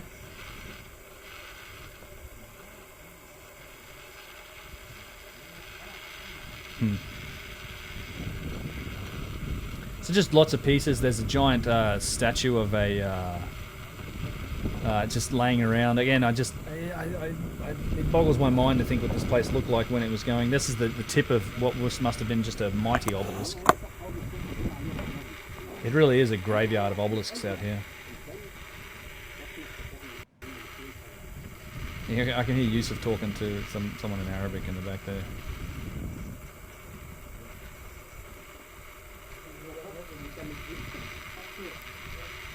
Smash the Stone, yeah, Barry. So there's a video, there's a guy called The Internet Historian is the channel's name. It's just an interesting video. Somebody decided to try and write a bunch of popular emojis and carve them into a stone and then have it buried. And it's like smiley faces and modern emojis and things like that. And there was a bunch of fuss made about which ones they picked, and it's a silly diversion, Barry. Oh, the hieroglyphs, what do they mean? I don't know. You can try. I mean, they have been translated. All of this stuff's been translated. You see Ramses' glyph on a lot of things. In fact, on the shoulder of this massive statue, you can see it sort of badly carved into it. I think it pans around a bit. Yeah. And you'll see Ramses' glyph right here.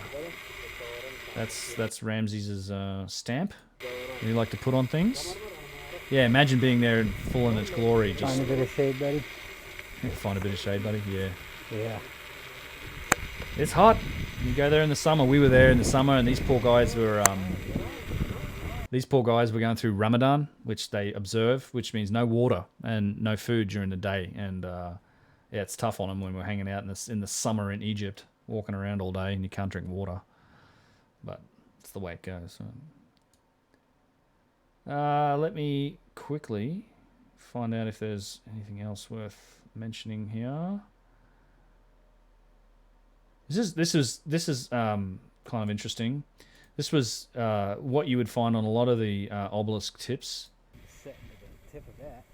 Like they were known to have electrum on their tips, like metal tips, and they would have metal channels running down them as well, which is kind of an interesting idea when you start to think about potential functional purposes for some of the obelisks originally, even if the writing came later. But yeah, all of that metal is since long gone. They took that all away. So, oh, cracking. The basalt floor foundation, exactly the same like what we see in front of the Great Pyramid. You can see more of these slabs. What's he saying? The basalt floor foundation. So basalt floor foundation. So these obelisks would usually have a basalt floor around them. Exactly the same like what we see in front of the Great Pyramid. You can see more of these slabs with the marking of the lost technology machining over there. Oh yeah, so there was, if he's talking about like the basalt floor foundation that is off to the, I think the west side of the Great Pyramid, there is a whole bunch of blocks like that still at Tanis. It had much of the same thing going on. اه بازلت in the foundation وفي واحد تاني جنب الكتان لسه في مكانه في الارض.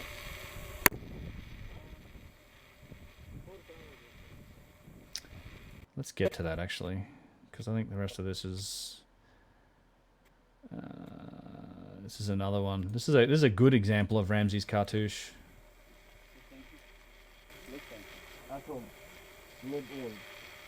It's a pretty clean example. It's supposed to be the first degree.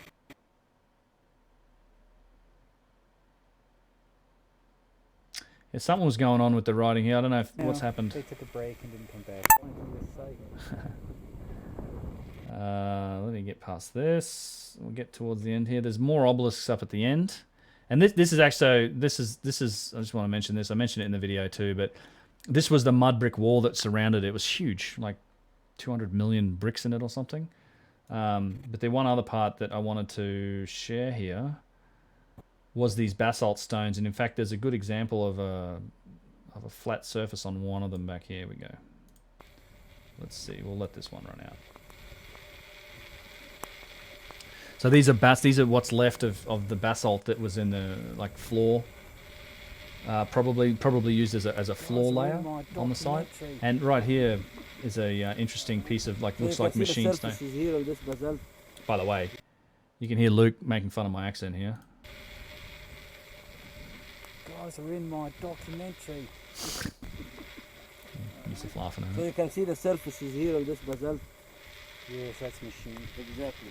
The same. So here's a little piece of machined floor right here. I don't remember. Here. But I don't remember finding this kind of foundation only in the pyramid structure. I don't remember seeing a basalt floor in any other structure. Thanks, Andrea. Who's here? It's not.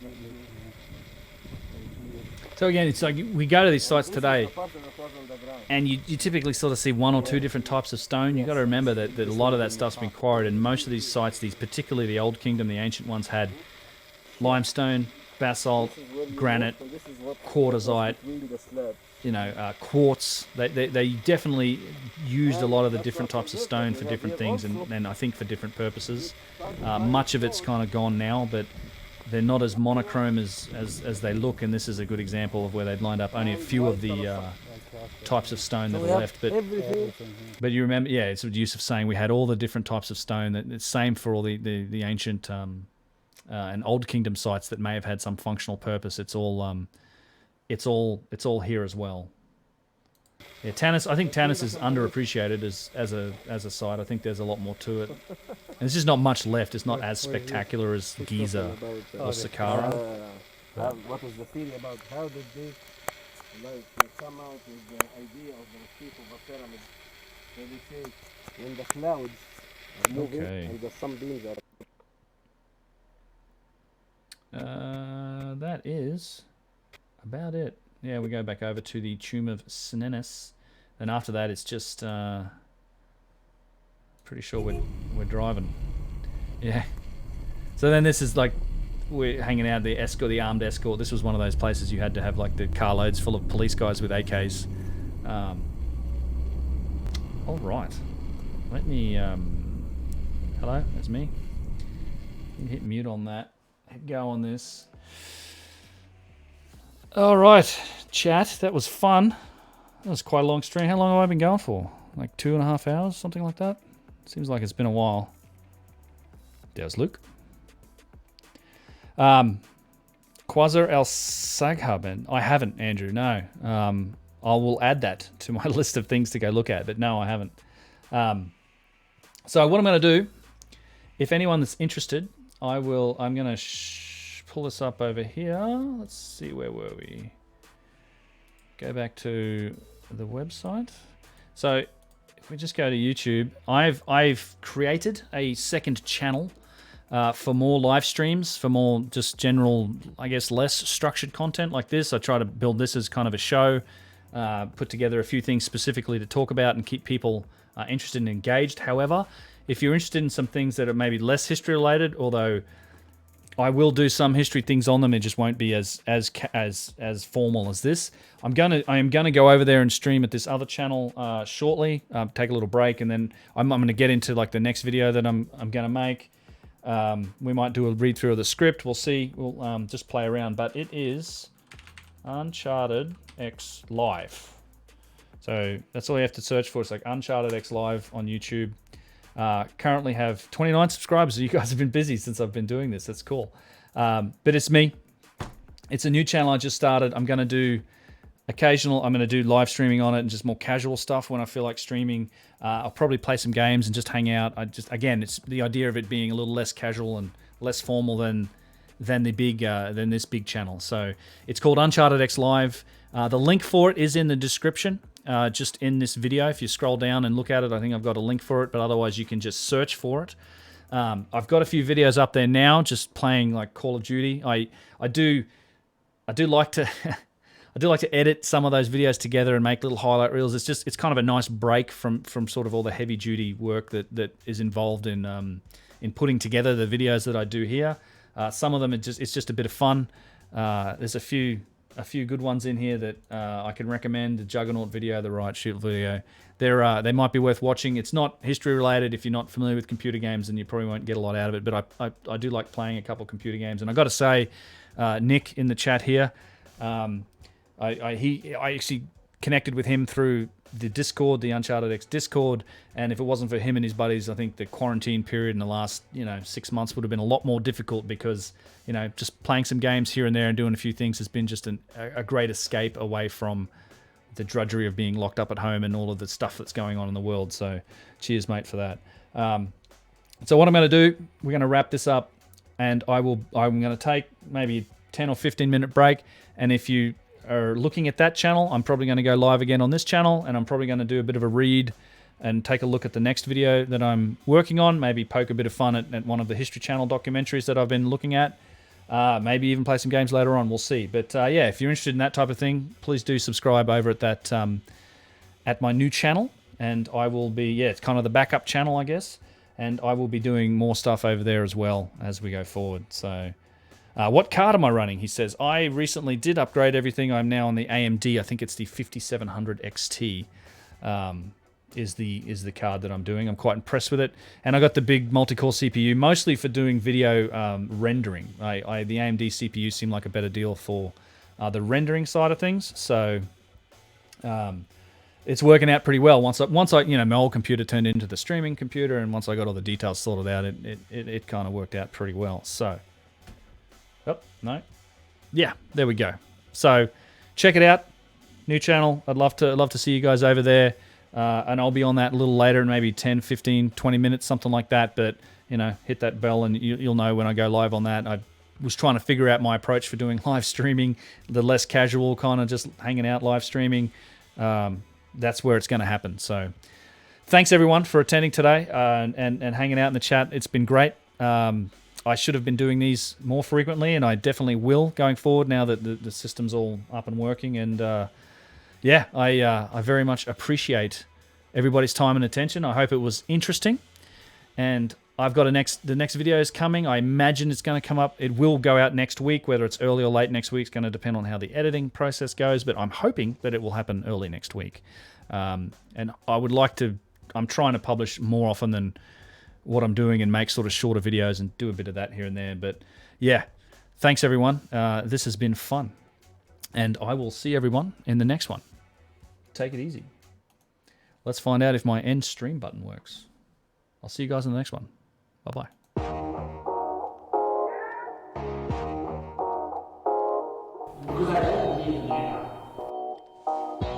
Cheers, guys. Thanks.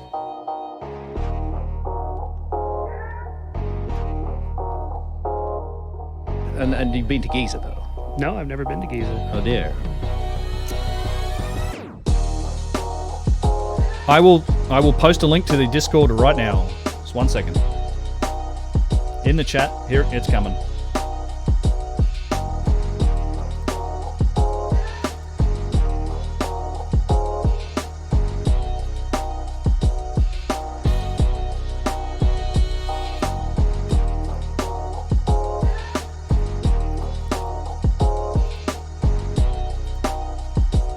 Here it comes. There it is. That's the Discord link, guys. I'm a scientist. I'm a scientist.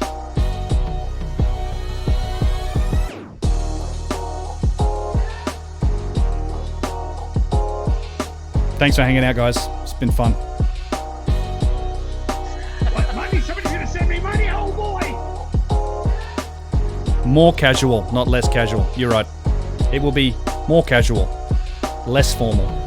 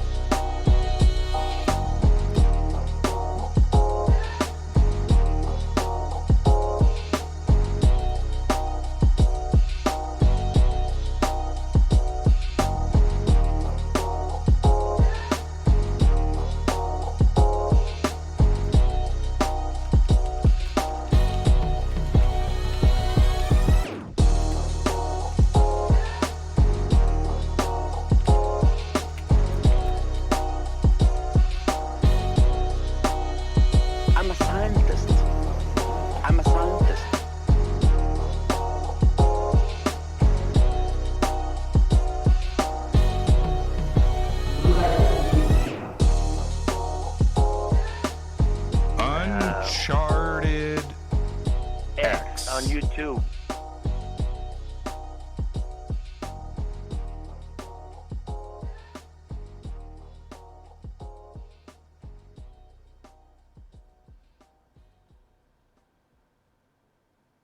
Thanks, guys. See you next one.